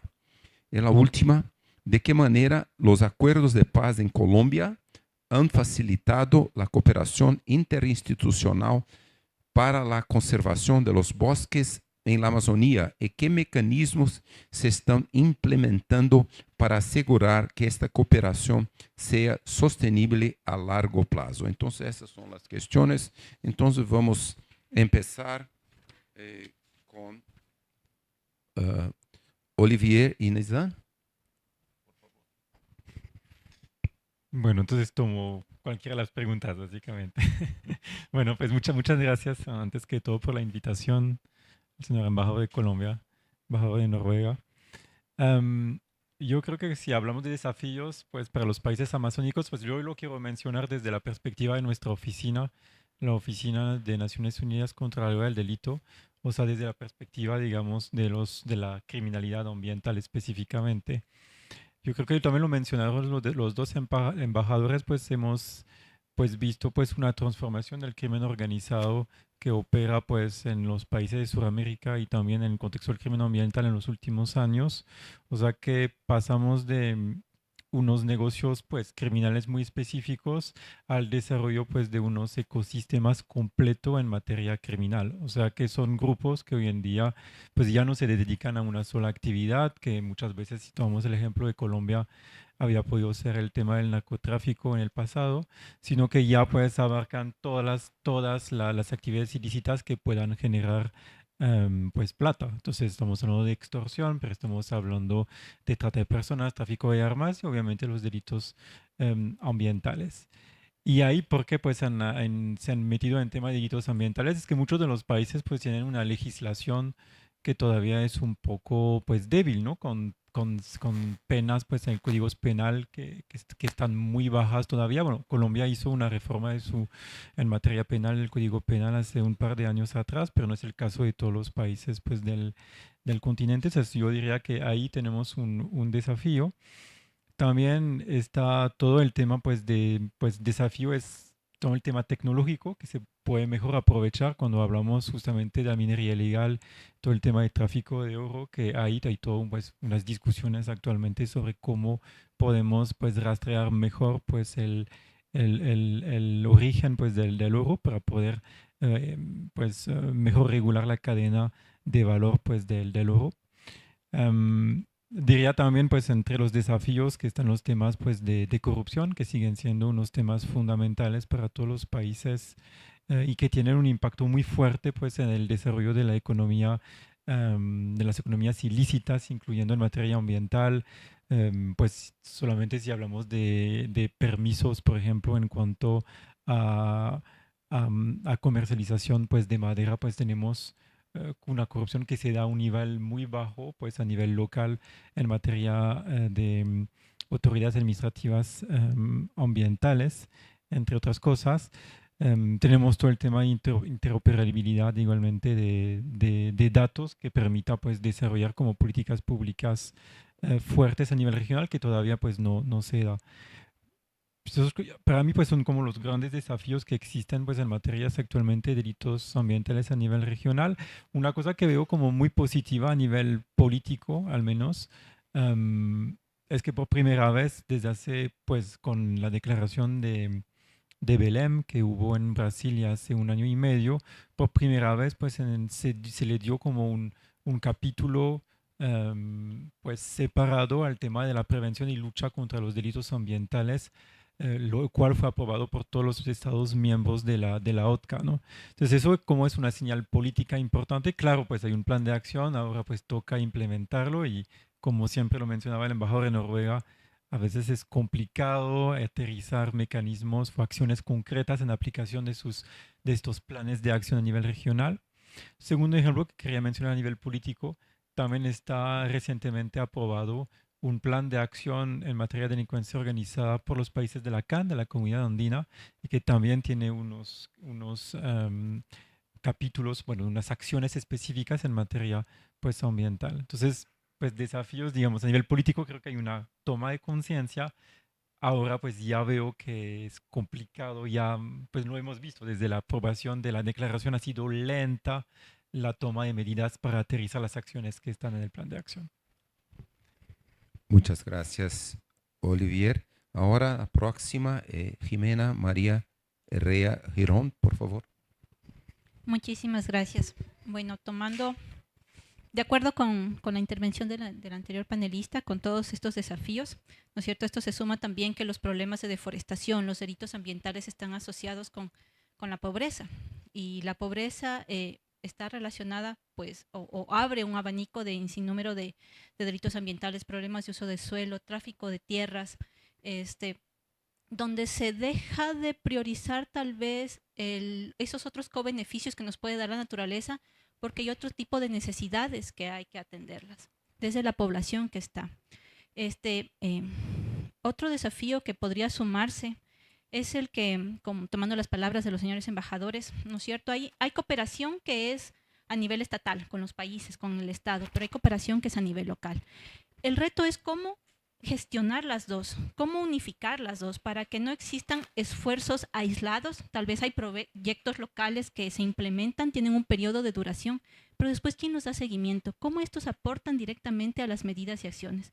En mi caso yo coordino el Sistema Nacional de Monitoreo de Bosques en el Ecuador y es bastante difícil realmente cuantificar cómo todo este financiamiento que llega, ¿no es cierto?, que no es a la parte estatal, se traduce en hectáreas de conservación, hectáreas de restauración, bioemprendimientos, acciones para reducir tal vez la pobreza, otro tipo de cobeneficios. ¿Por qué? Porque ese es otro desafío que tenemos. ¿Cómo ligar estos dos tipos de cooperaciones a nivel del Estado y a nivel de los proyectos locales? Sumado a que hemos visto que funcionan los temas de cooperación, pues a nivel de los países, creo que espacios específicos como se nombraron, ¿no es cierto?, sobre todo con el bioma amazónico, como el Tratado de Cooperación Amazónica, ha permitido de alguna manera, tal vez con un poco de adaptándose a esas necesidades que tienen los países, tal vez, ¿no es cierto?, pero por lo menos estructurar planes a largo plazo que busquen, ¿no es cierto?, que el financiamiento que llega a nivel estatal, a nivel de los países, pues pueda consolidarse en medidas y acciones. Por ejemplo, les comento, en el año 2008, la ODCA comenzó con el fortalecimiento o la creación de salas de monitoreo forestal en cada uno de los países. Esto realmente fue el precursor, junto con las demás decisiones que hubo en la convención, para que existan sistemas de monitoreo forestal en los países. Entonces, esto ha permitido a largo plazo, ¿no es cierto?, que existan en ciertos ámbitos de la gestión estructuras un poco más sólidas, ¿no es cierto?, que permitan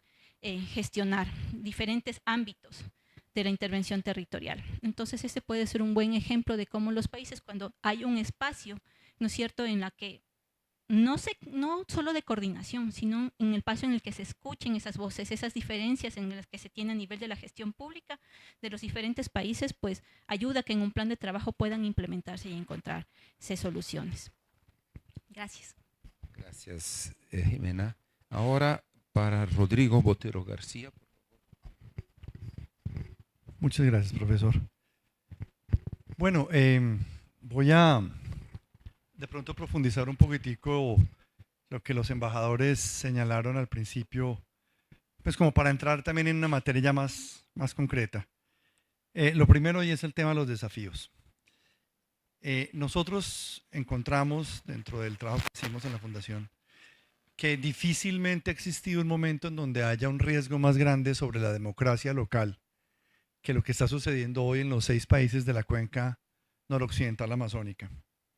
Hoy por hoy, en concreto, tenemos unas áreas de fronteras contiguas que van desde Bolivia hasta Venezuela y desde Colombia hasta las Guyanas, en donde esos grupos de macrocriminalidad no solamente tienen una actividad económica, sino que tienen un control territorial, tienen un control poblacional y tienen una economía más fuerte que la economía legal.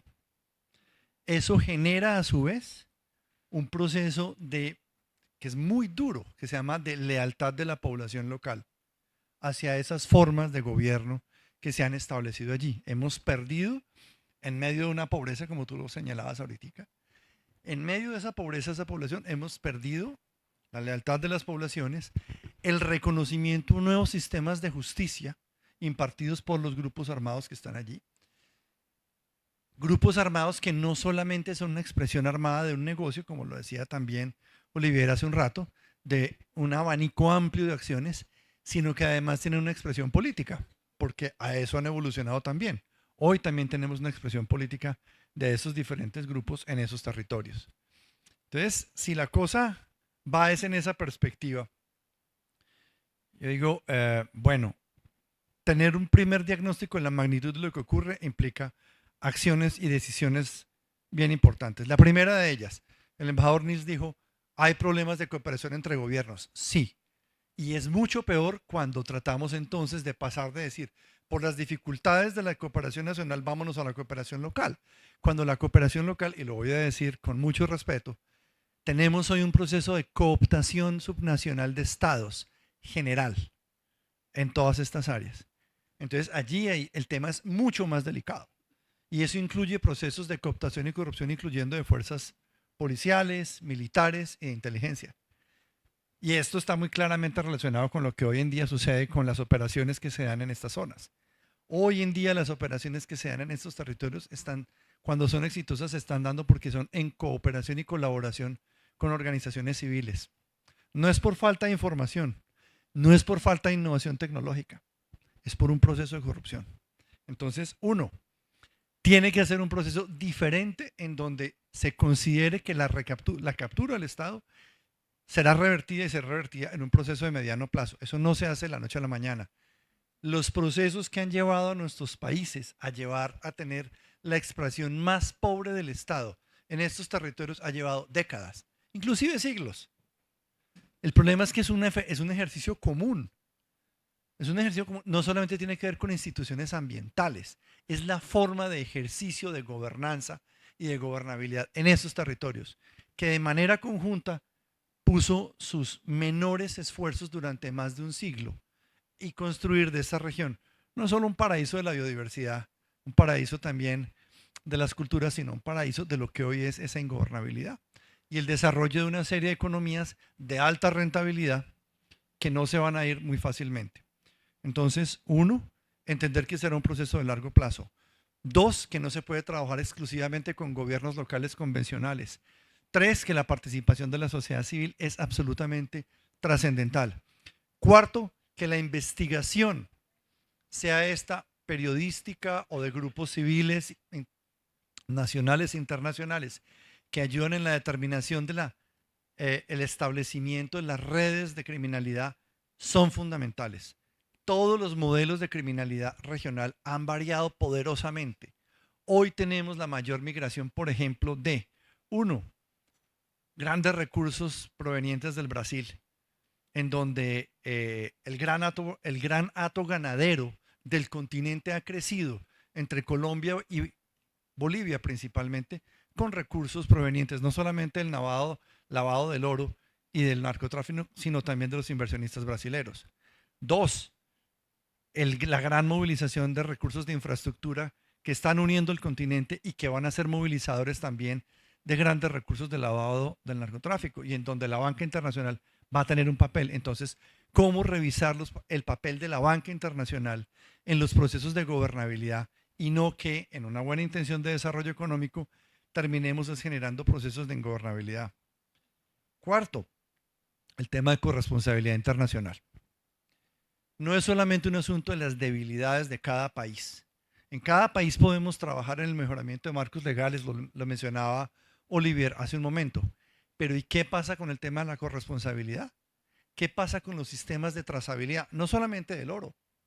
El tema de la trazabilidad de la carne del ganado, la trazabilidad del aceite, la trazabilidad del oro, la trazabilidad de la soya, o la trazabilidad más aún de los recursos que se están poniendo en la compra y adquisición masiva de tierras en el continente, particularmente en el borde amazónico de deforestación.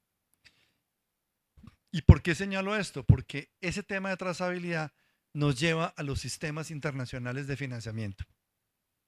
Eso nos lleva a revisar el papel de la banca internacional y de los paraísos fiscales. Eso nos lleva a revisar que los acuerdos de la Unión Europea y del Forest Act no son suficientes. Y no son suficientes porque hay actores muy fuertes jugando en esto. El papel que está jugando Emiratos Árabes y la India en la adquisición desmesurada de oro, que hoy es el principal motor de la construcción de ejércitos irregulares en la Amazonia, en donde inclusive el oro hoy está nutrido por la actividad del narcotráfico, y este a su vez va a ese mercado internacional del Asia y del Cercano Oriente. Entonces, perdóneme, pero la magnitud, profesor Nobre, correcto, es lo suficientemente grande para hablar de unos retos de diferente nivel y escala, uno, donde hay oportunidades, sí, hay organizaciones civiles, hay un panel científico en la Amazonia que cada vez pone más información sobre la mesa, hay organizaciones también de la cooperación internacional, tanto pública como privada, que están dispuestas a unir esfuerzos, hay una banca internacional, particularmente el Banco Mundial y el BID, pero más el Banco Mundial, en mi opinión, han dispuesto una plataforma de coordinación intergubernamental que podría servir para sumar más esfuerzos, no solo desde lo ambiental. Es que pensar que Amazonia es solo ambiental es un gran error. Esto es un proceso de reconstrucción y recuperación de estados. Y ese es el último mensaje que quiero dejar. Entonces, dejar allí en que, siendo esto un proceso de estas magnitudes, de cooperación público-privada, de una gestión de largo plazo y de una revisión de corresponsabilidad internacional para recuperar poblaciones que están hoy bajo otro statu quo. No podemos seguir pensando que la población está simplemente esperando una nueva oportunidad de economías legales. Ese tiempo ya pasó. Gracias. Ok, ahora General César Augusto Parra León, por favor. Bueno, muchas gracias. Es interesante lo que han hablado mis compañeros y creo que hay muchos retos. Y el primero está acá en la COP16. ¿Qué quiere decir? Aquí hay compromisos de los países para aplicar en los planes, en los programas. Y el primer reto es que los países puedan desarrollar sus planes estratégicos que les permita cumplir los objetivos que están planteados en la cumbre de Montreal. Segundo, el tema es integral. El tema es integral. Hay que adivinar las dinámicas del territorio en la parte social, económica y política. Y el tema es integral cuando hablamos de los retos de la cooperación es dispersa en los territorios. La cooperación es dispersa en los territorios. Hay un programa aquí, un programa allá, y realmente no se evalúa en un territorio cuáles son los resultados de bienestar social. La OCA es una entidad importante de cooperación amazónica que tiene un reto, que realmente se aporte mucha cooperación, pero que esta cooperación tiene que ver con las estrategias que puedan llevarse, empezando por la evaluación de los conflictos que tenemos. Es que el conflicto hay que mirarlo integralmente. En este momento, como decía nuestro amigo Rodrigo, hay un tema que se llama control territorial. Si no tenemos el control territorial, no pueden haber los esfuerzos del gobierno. Y hay que mirar dos aspectos: los factores de inestabilidad, que son la falta de vías, de carreteras, de medios de comunicación, y los factores de criminalidad, que hacen que hay una reconversión del territorio. ¿Y cuál es la reconversión del territorio? La criminalidad. Y ahora estamos buscando planes para poder revertir eso.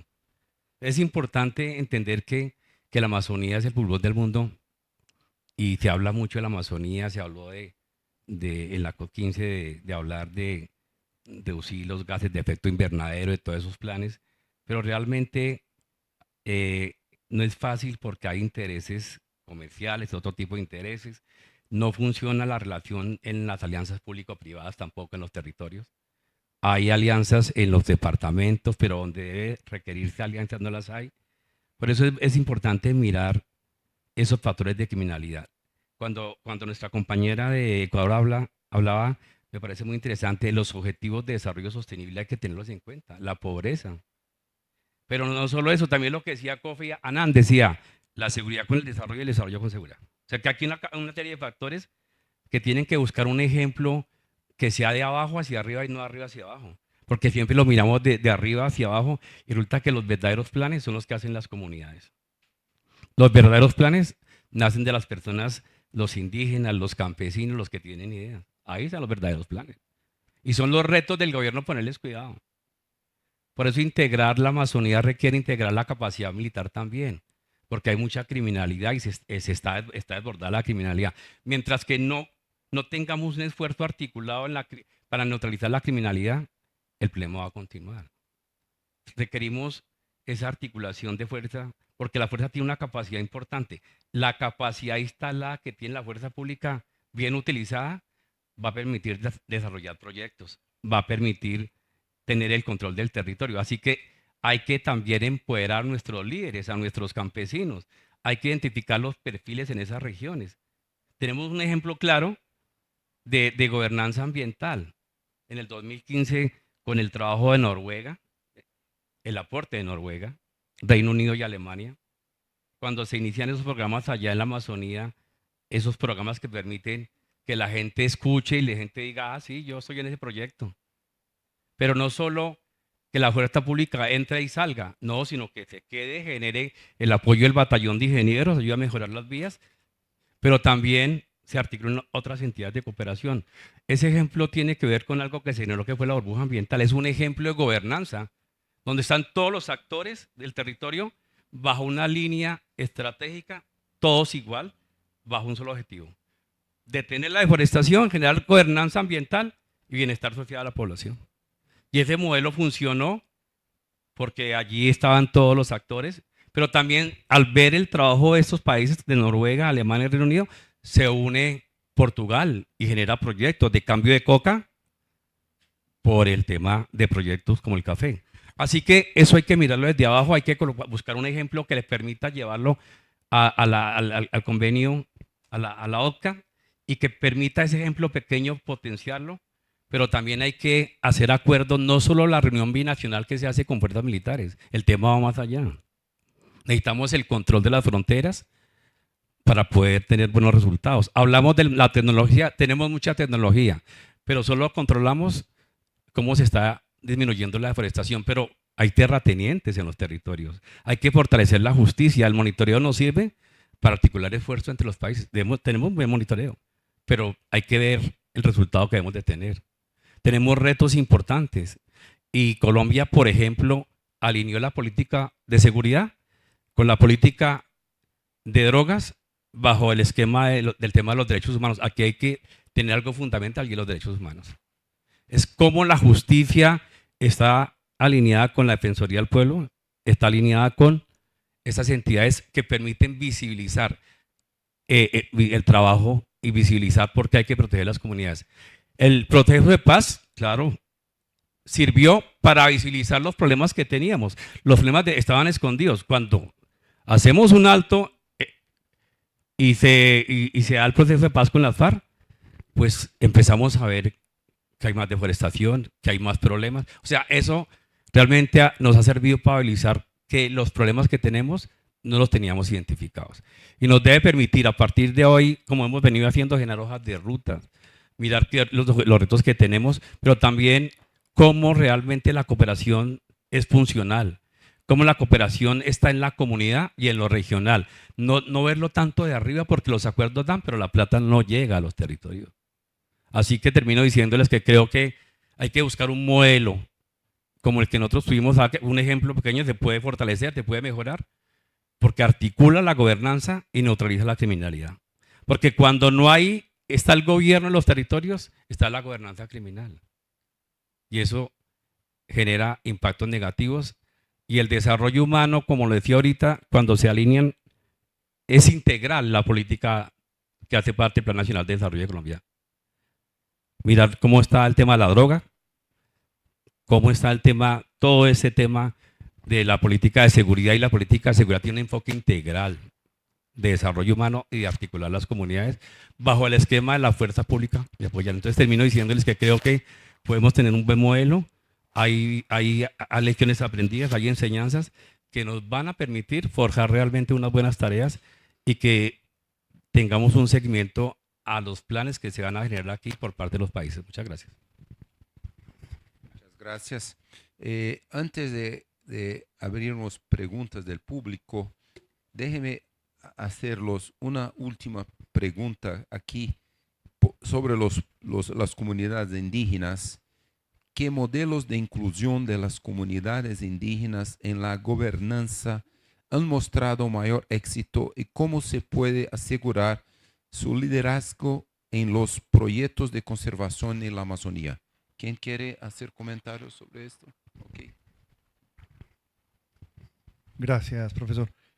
Me parece importante, por ejemplo, señalar todo ese proceso que se ha dado entre autoridades públicas indígenas en la zona del Alto Río Negro en Brasil y la zona del suroriente colombiano y parte del norte peruano. Es probablemente de las zonas del mundo que tiene, a mi modo de ver, un ejercicio más importante de reconocimiento de autoridades públicas especiales, 1. 2, de una forma de ordenamiento territorial diferenciado. 3, de una transferencia de recursos financieros de la nación a la localidad, acorde con un modelo de desarrollo decidido por ellos mismos. Me parece que adicionalmente, más allá de la transferencia de recursos o del reconocimiento legal, es la concepción política de relacionamiento con el Estado. Es decir, es una autoridad indígena que se reconoce como tal, como autoridad, pero también reconoce la otra parte y hay un proceso de sinergia.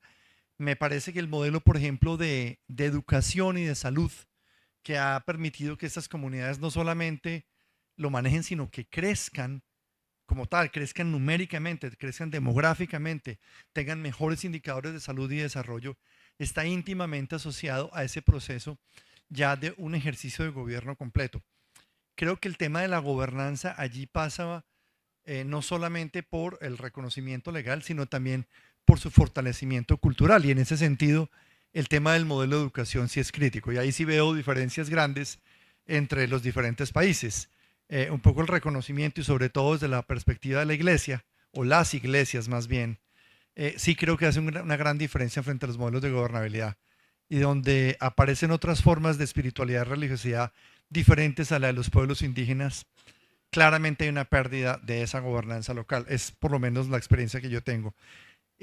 Desafortunadamente para el caso venezolano, pues eso se acrecienta muchísimo más. De hecho, en la parte nororiental colombiana igual, parte del Río Negro también tiene una afectación importante con esto, pero yo creería que en términos generales, y hablando un poco de oportunidades, cierro con esto, ese caso de la coordinación entre autoridades públicas indígenas del noroeste amazónico continental podría ser una grandísima oportunidad para pensar en una de las preguntas que decía asociación público-privada con indígenas, con organizaciones no gubernamentales ambientales, con organizaciones académicas, con industria privada, con sectores de comunicación que permitan formas de gobernanza diferentes y que saquen un poco la angustia de seguir tratando de mantener con oxígeno estos agonizantes formas de gobierno local que nos hemos inventado desde el centro de las capitales. Sí, quisiera aportar un poco ahí. Ha sido un camino bastante largo en el Ecuador, tal vez no perfecto, el involucramiento de las comunidades locales, pueblos y nacionalidades. Sobre todo en los procesos Red Más se vio un gran impulso a esto. En la Constitución del 2008 en el Ecuador se reconocen derechos adicionales buscando la equidad que deben tener los pueblos que se autodefinen como pueblos y nacionalidades indígenas.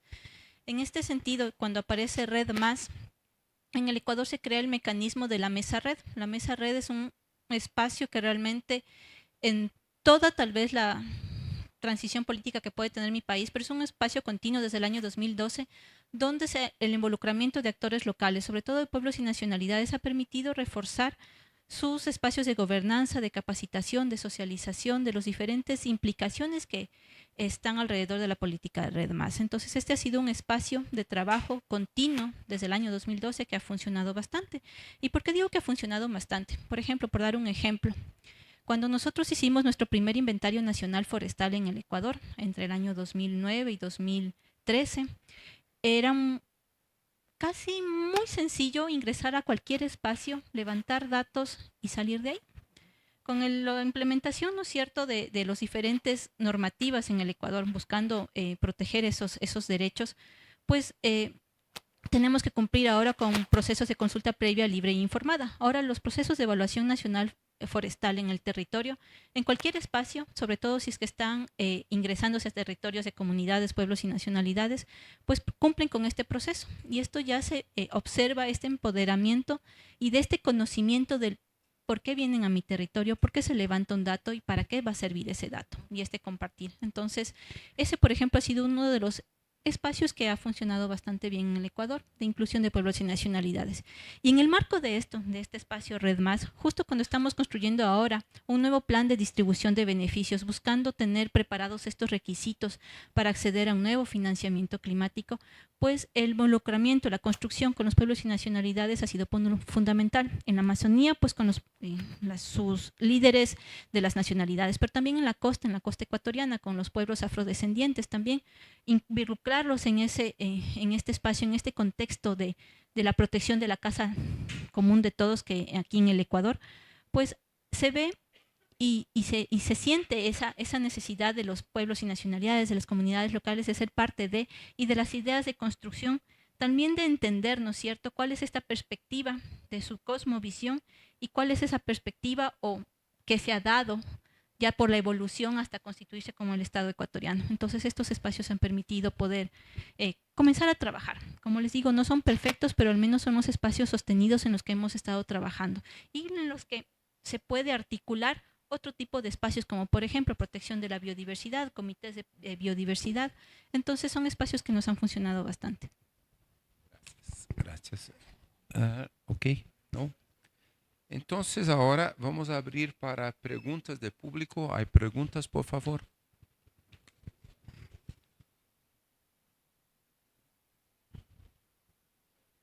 Ok, embajador Niels. Bueno, muchas gracias. Yo tengo una pregunta sobre la declaración de Belén. ¿Cómo operacionalizar esta declaración? ¿Y con quién? ¿Cuál tipo de organizaciones existe en en estos países alrededor y en la Amazonía que puede ayudar a operacionalizar esta declaración, que yo estoy en acuerdo, es un punto muy positivo, pero hay que operacionalizarlo. Muchas gracias. Ok, ¿quién quiere comentar sobre esto? Pues yo solamente dar quizás unos elementos. Claro, pues lo que estaba comentando también al inicio es que, bueno, muy complicado siempre operacionalizar este tipo de declaración política. Una cosa que me ha interesado bastante últimamente fue el ejemplo de la comunidad andina, justamente, que adoptó su plan de acción sobre delincuencia organizada. Y pues ellos saben que no tenían mucha plata, digamos, no, así que digamos, fue un plan de acción aprobado por Bolivia, por Colombia, Perú, Ecuador. Pero la decisión de la Secretaría y la decisión de los Estados miembros ha sido de ir avanzando, pues sin esperar a que se manifieste algún donante o que venga la cooperación internacional, sino que ellos han estado trabajando un poco con lo que podían, o sea, elaborando grupos de trabajo sobre temas específicos y solicitándole a cada estado que tome el liderazgo. Entonces, digamos que cada estado se responsabilice por un punto específico y que organicen las actividades pues virtuales cuando se podía, presenciales como se podían, pero para no dejar caer, digamos, el ímpetu de la declaración que se había aprobado a inicios del año. Entonces, yo lo planteo porque muchas veces justamente pues decimos que esos procesos toman mucho tiempo y es el caso, y me pareció que era como algo positivo como para ir adelantando unas acciones desde el inicio. Pues claro, pues ya hay un grupo de cooperación internacional que va a ver si puede apoyar las acciones del plan de acción de la CAN, pero ellos como tal ya han empezado y han elaborado y han diseñado como unas estructuras muy específicas. Por ejemplo, tienen un grupo de trabajo sobre el tema de inteligencia que reagrupa solamente a agencias de inteligencia de los 4 estados miembros de la CAN. Claro, cuando hablamos de inteligencia siempre es muy complicado al inicio, hay que crear confianza y se tocan solamente unos puntos al inicio. El general obviamente sabe cómo funciona eso habitualmente, pero digamos ha habido como unos desarrollos positivos. Porque digamos, como todos lo sabemos, pues la OTCA como tal pues es una estructura que es pequeña y que no puede gestionar, un poco como la de la CAN también, que es pequeña y no puede como echarse al hombro todo lo que sería la implementación como tal. Ok, gracias. ¿Alguna pregunta más? Ok, vamos a hablar un poco de algunas cosas que me parecen importantes. Esta es la 5ª sesión de Amazonía que yo participo hoy. Esta fue la primera vez que todos ustedes hablaron mucho del crimen organizado. Es muy importante hablar de esto. Debe de ser desafíos.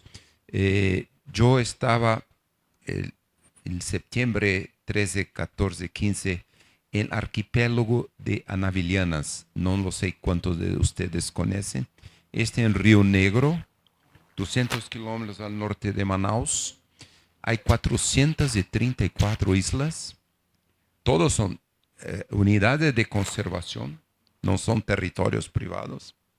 Llegamos en un grupo que llegamos en una isla y contamos 13 de septiembre 14 incendios en bosque públicos.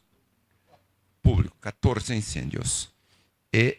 Hubo una lluvia en la noche, 55 días después de esa sequía récord de la Amazonía. También no había más incendios. En sábado 14 de septiembre fuimos todo el grupo en un navío por el Río Negro. Contamos 34 nuevos incendios en esas islas. Claro, hoy sabemos que 98% de todo, más de 152.000 incendios enero a septiembre en la Amazonía, en toda la Amazonía, no más que 2% fueron descargas eléctricas. Entonces, esto que parece, nosotros, yo pienso que más del 50% de los incendios fueron 100% criminales. Entonces, este es algo que me parece, porque un poco de mi teoría, no hay estudios científicos todavía, pero mi teoría es que ustedes saben muy bien, 2023-24 reducimos mucho la deforestación en toda la Amazonía. La primera vez en 11, 12 años. En Colombia, en 2023, 64% reducción de deforestación. En Brasil, 55%. En toda la Amazonía, el total 55%. La mayoría de los países continuamos reduciendo mucho deforestación. Entonces, ¿qué me parece? Me gustaría escuchar opiniones de ustedes. Es que, claro, el sistema de monitoreo satelital monitora la deforestación a cada 10 minutos, el satélite geoestacionario. Entonces, claro, las policías, todos saben dónde deforestación se lleva una semana, 2, 3, dependiendo del tamaño de deforestación. Entonces, fue posible reducir mucho deforestación. Pero, desafortunadamente, los satélites detectan incendios solamente cuando la área es 30 metros cuadrados. Eso lleva 1 hora y 30 minutos. Y después de manipular los datos, 2 horas. Entonces, las policías, todas las instituciones reciben datos de incendios 2 horas después del inicio del incendio. Entonces, mi pregunta, ¿el crimen organizado está haciendo esto? ¿Y por qué el crimen organizado está haciendo esto? Entonces, me gustaría mucho. Y también, claro, todos ustedes comentaron muy bien cuán fuerte es el crimen organizado. Por ejemplo, el Instituto Igarapé ha hecho calculaciones, estimaciones, que la economía ilegal es como casi 300 mil millones de dólares por año. Y como ustedes dicen, es una conectividad. No es solo crimen ambiental, minería ilegal, también tráfico de animales, de personas también. Como ustedes saben, hay mucho tráfico de personas, de crimen organizado que quieren ir a Estados Unidos. Todo esto, el mercado ilegal de tierras, extracción selectiva de madera ilegal, todo esto, pero es totalmente conectado con narcotráfico. Y ustedes saben, embajador, en Europa también, por qué el consumo de drogas está creciendo tanto en todo el mundo. Todas las drogas, incluso, claro, cocaína. Entonces, me gustaría un poco escuchar un poco de sus opiniones, por qué el crimen organizado está creciendo tanto, o qué hacer cuando el consumo de cocaína, de todas las drogas aumenta. Y, por ejemplo, en mi país, Brasil, es terrible. Por ejemplo, los políticos de Brasil legalizaron más de 160 mil kilómetros cuadrados de áreas deforestadas ilegalmente, áreas públicas, legalizaron desde 2012. Entonces, ¿por qué también los políticos están apoyando tanto el crimen organizado? Entonces, me gustaría un poco de comentarios.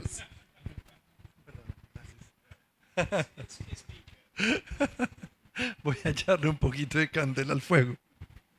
Bueno, gracias, profesor, por la pregunta, porque me permite de pronto no solamente exponer algunos de los problemas, sino también entrar en el camino de posibles soluciones a explorar en este espacio.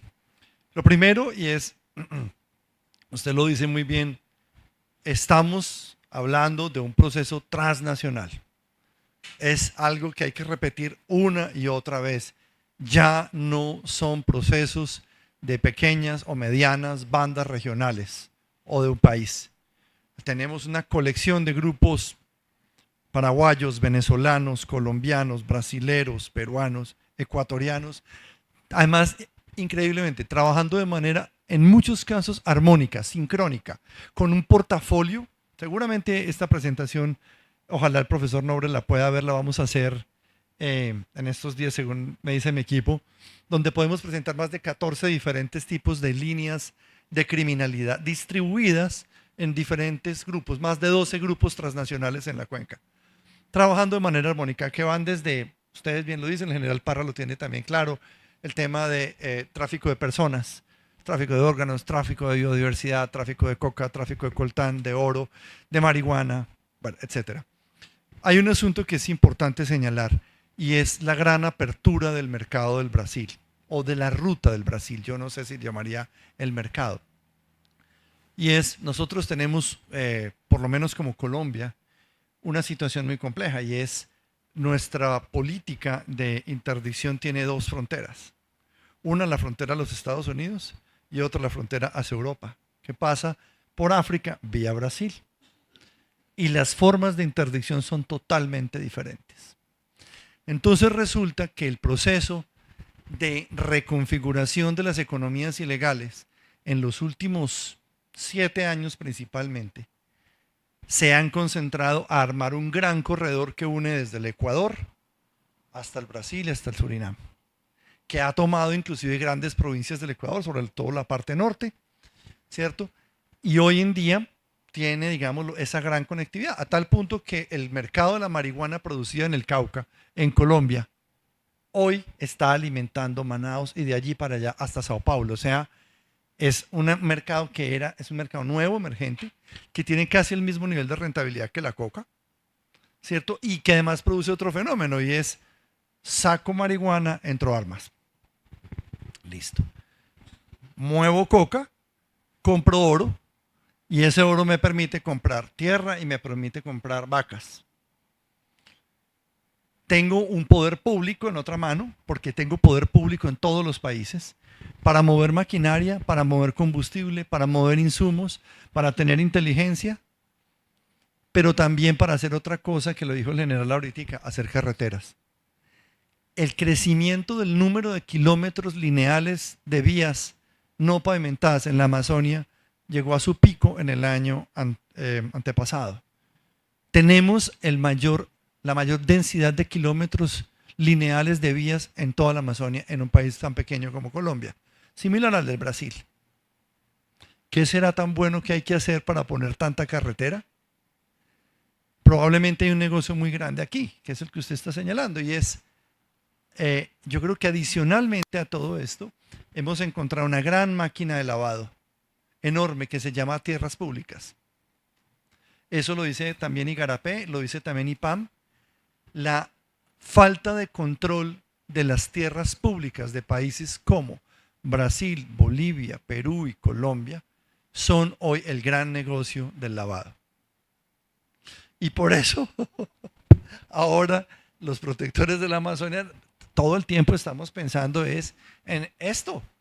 ¿Qué podemos hacer frente a un mercado gigantesco que por un lado se alimenta de una economía legal poderosísima, que es más rentable cuando lava esto en la última frontera agropecuaria del mundo? Porque querrámoslo o no, en el mundo real, en el mundo de la economía, hoy vale más una hectárea de bosque caído que de bosque en pie. Esa es la triste realidad. Entonces, desde el Chaco paraguayo hasta el Yucatán mexicano, hay grupos que están comprando tierras de manera desmesurada, sin contemplación. Los conocemos. Voy a mencionar uno que es muy simpático, se llaman los menonitas. La gran iglesia menonita internacional, ¿cierto? Con personas canadienses, alemanas, australianas, Estados Unidos, son unos de los más grandes inversionistas de tierras públicas que van desde el Chaco hasta Yucatán. Tierras públicas de bosques que hoy reciben importantísimas cantidades de dinero para la transformación hacia agrocommodities. Pero ese es solamente un ejemplo.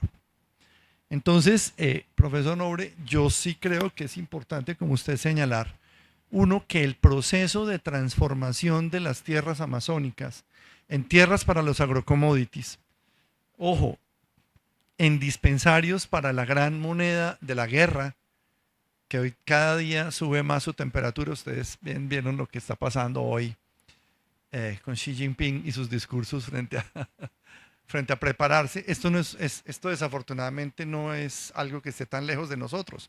Eso inmediatamente genera cada día un aumento mayor del precio del oro. Una compañera de la fundación me contaba que hoy en los supermercados Costco de Estados Unidos usted puede comprar una barrita de oro, como comprando una barra de dulces o de chicles. Entonces, cuando no tenemos un proceso de trazabilidad, ¿sí?, para una cosa que está literalmente barriendo con estos territorios, como es el tema del oro, cuando no tenemos la posibilidad de generar trazabilidad y control, pues por favor, es imposible. Última reserva mundial de tierras, ¿cierto? La reserva, además del gran lavado de las economías ilegales. Tercero, la gran reserva del oro para la especulación cambiaria internacional. ¿Qué más quiere? Pues el profesor decía, y el consumo exponencial de drogas y de nuevas drogas, en este caso, de la apertura al consumo de la marihuana. Entonces, sí, efectivamente estamos hay una curva que tenemos de varias de estas variables que están todas coincidiendo en un momento de altísimo ascenso, ¿sí? Coinciden con la región amazónica y coinciden con ese fenómeno entonces de ingobernabilidad que estamos viendo. Me parece que eso es importante señalarlo para que el abordaje no pueda ser un abordaje simplista que reduzca un poco la operación de la deforestación de la Amazonia a simplemente un problema de que, claro, el crimen organizado lo está quemando, pero lo está quemando es como la última parte de una gran cadena de una operación estructural de toma de cientos de miles de hectáreas que están trabajando en una economía de otro orden mundial. Sí, por favor. Bueno, complementando lo que dice Rodrigo, realmente hay que reconocer que nosotros como fuerza pública nos hemos quedado cortos. Llegamos a un momento donde la inteligencia estratégica estaba haciendo un trabajo articulado con otros países. De pronto nos conformamos con cuando podemos en el río, en el mar, 70 kilos de coca, ¿sí? Resulta que el problema no está ahí. Nosotros no tenemos resultados en el tema financiero de los grandes capitales. El tema financiero no lo golpeamos. O sea, cuando estoy hablando de la unidad de lavado de activos, la unidad de lavado de activos de ese tan fuerte, porque ¿quiénes están dañando deforestando la Amazonía? Nunca los terratenientes, los que están por allá en Estados Unidos y en otras partes. Están utilizando los migrantes por la ruta para llevar coca a Estados Unidos. El tren de Aragua y el tren del Golfo tienen mejores redes que nosotros. Desafortunadamente hay que reconocerlo. Nos quedamos cortos. Tienen mejor red que nosotros. Y redes muy fuertes que les permite, utilizan toda la inteligencia estratégica y no tenemos cómo poder darnos cuenta realmente, porque de pronto hemos vivido como el día a día y ahí nos hemos quedado, no hemos visto esa visión estratégica que tienen esos grupos. ¿Cómo ha crecido el clan del Golfo? Muchísimo, es muy fuerte. Y escuchamos capturas, neutralizaciones, pero nunca hablamos de capturas de grandes empresarios que son los que manejan el tema de los recursos. Ahí está un problema que tenemos nosotros. No solo es los delitos ambientales y que no, eso, como dice Rodrigo, es un tema de integración estratégica de fuerzas militares de varios países. Estados Unidos, para que ustedes sepan, viene haciendo un trabajo importante en eso porque están mandando plata a Estados Unidos para grupos acá, para que ustedes sepan. Entonces, digamos, ahí hay una cosa que se ha venido aumentando y que está afectando. Mire todo lo que está llegando a Estados Unidos. Y las rutas aéreas nos hemos quedado cortos porque no tenemos la capacidad para identificar esa cantidad de rutas aéreas que hay. Tenemos que ser más fuertes. Yo reconozco que hay que ser más fuertes en verificar el río, el mar, más que todo. La Armada viene haciendo un buen trabajo, pero todavía nos falta mucho. Entonces termino diciéndoles que es un tema muy, muy de alto nivel, un tema de acuerdos, de trabajo dedicado permanentemente, pero más que todo con esos testaferros que están en otros países que reciben plata todos los días y que resultan afectando a la población, porque son los que resultan en la cárcel porque llevan un kilo de coca, o los que resultan, el tráfico de personas es muy grande, que no lo vemos, pero el tráfico de madera, todo eso, todo el tema es un tema que impacta realmente, y que los resultados son muy cortos para lo que lo podemos ver. Sí, solamente quería complementar lo que decía quizás el general en esos temas. Creo que una de las deficiencias que existen todavía aquí en todos los países latinoamericanos en esos temas en cuanto a justamente investigación y persecución penal de crimen organizado actualmente es que todavía hay mucha segmentación, ¿no? Digamos, entre las unidades, tanto en policía judicial como en fiscalía, entre los que ven corrupción, los que ven lavado, los que ven trata, los que ven delitos ambientales. Y ahí pues se queda todavía un poco corto pues la idea de poder llevar a cabo investigaciones complejas de macro casos justamente que permitan llegar al desmantelamiento de grupos, llegando pues a los cabecillas, ¿no? Pero no solamente a los que vemos muchas veces en los recortes de periódicos, que son fulano, que es alguien que está en San José del Guaviare, o que va a ser alguien muy, muy de bajo nivel si hablamos de casos de deforestación ilegal, pero no llegamos efectivamente a ver quién está detrás de la corrupción que llegó a que se materializara pues casos de deforestación a nivel local, lo mismo en minería ilegal. Entonces ahí creo que todavía efectivamente queda unas deficiencias muy importantes. También como lo mencionaba pues usted, pues está ahí todo el tema de lavado, efectivamente, tanto a nivel local pero como a nivel internacional. Y ahí pues hay un desconocimiento todavía en muchos países en cuanto al análisis de las cadenas de valor y de las tipologías de lavado que se puedan implementar para tal o tal actividad, ¿no? Y no tienen que ser muy complicadas las modalidades de lavado a veces, ¿no? Hay ciertas actividades que todavía no hace falta hablar de bitcoins, sino que todavía se da justamente con tierras, como decía Rodrigo, o también utilizando hasta efectivo que llega todavía a territorio como para comprar pues maquinaria amarilla, etcétera, etcétera. Entonces creo que ahí todavía hay como unas grandes deficiencias para que se pueda tener como más resultados en cuanto a persecución penal estratégica de crimen organizado. ¿Quieres? Sí, bueno, con este todo panorama triste, ¿no es cierto? Y tal vez desalentador que viene sucediendo. Es verdad, coincido con todos los panelistas. ¿Cómo hacemos que el costo de oportunidad de una hectárea de bosque, de una hectárea de un ecosistema natural represente más que el costo de oportunidad que representa al corto plazo cualquier tipo de ilícito, cualquier tipo de transformación del uso del suelo? ¿Cómo hacemos eso? Ahí creo que es fundamental el apoyo articulado que se pueda tener de la cooperación regional, pero también de la cooperación global.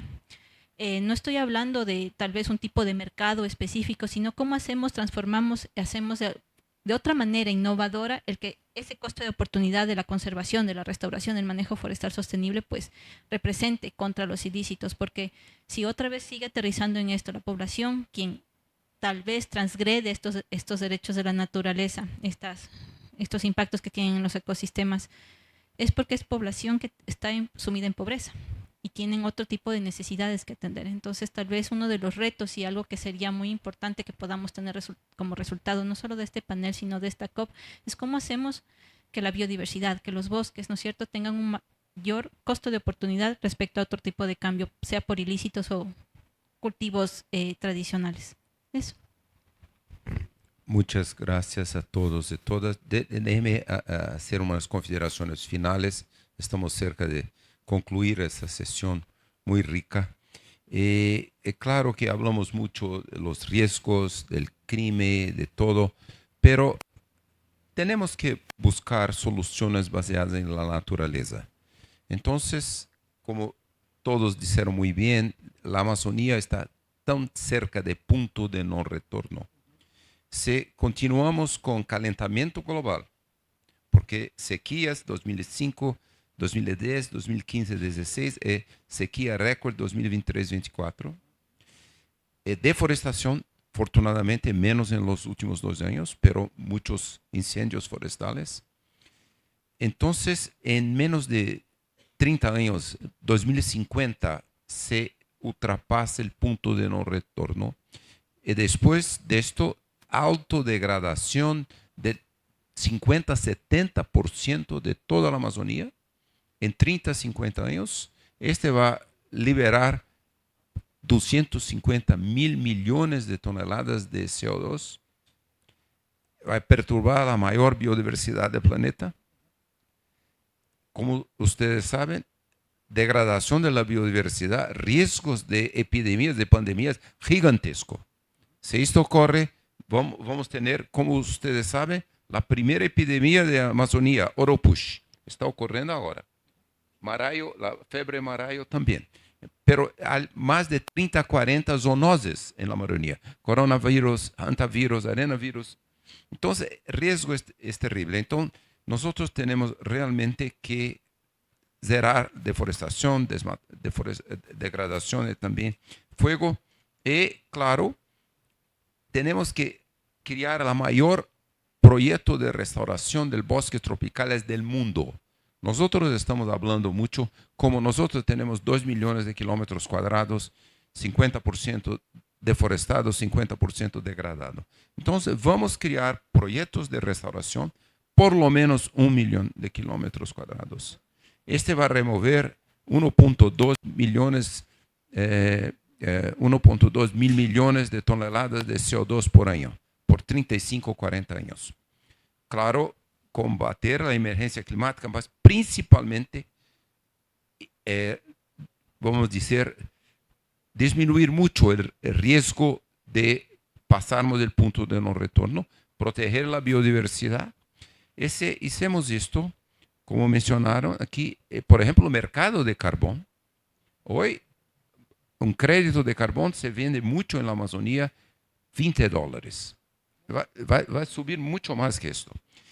Y esta COP16, vamos a ser optimistas, en noviembre, 1 de noviembre, ¿cuánto todos los países van a crear? Vamos a decir mínimamente 200 mil millones de dólares por año, ¿ok?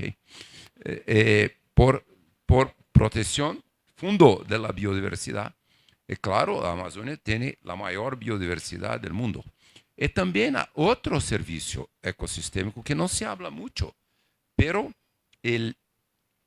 los bosques tropicales, especialmente de Amazonía, tienen una reciclaje de aguas tan eficiente.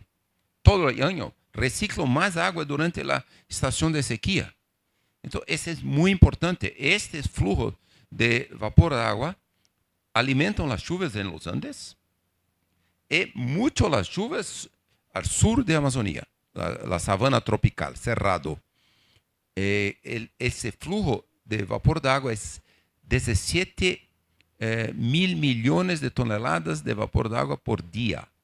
Ese es un servicio ecosistémico fantástico. Si perdemos la Amazonía, esa parte de la sabana tropical va a se cambiar para un ecosistema semiárido.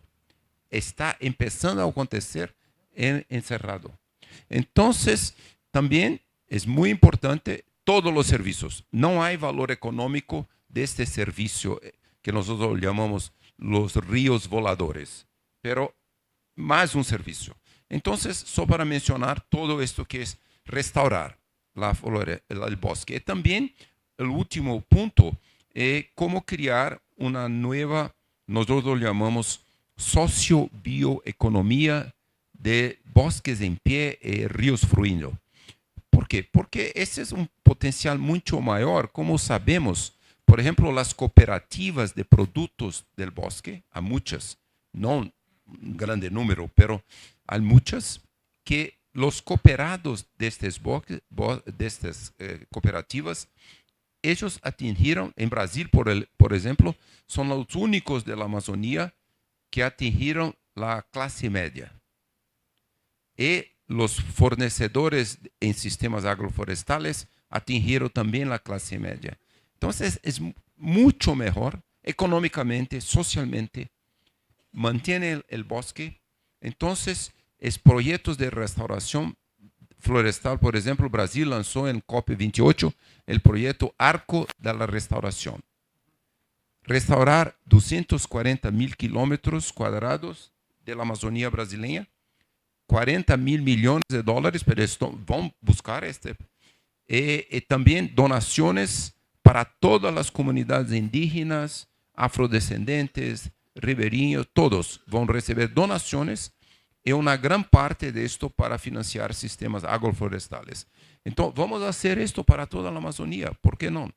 1 millón de kilómetros cuadrados mínimo, vamos a ser contribuir mucho para combatir la emergencia climática y también desarrollar esta nueva socio-bioeconomía. Total potencial. Nosotros, todos los países amazónicos, tenemos que liderar esa búsqueda de, vamos a decir, las conclusiones del panel científico de la Amazonía son: vamos a salvar la Amazonía, vamos a salvar todos los pueblos amazónicos, porque en realidad todos nosotros, esta es la Amazonía que queremos. Muchas gracias.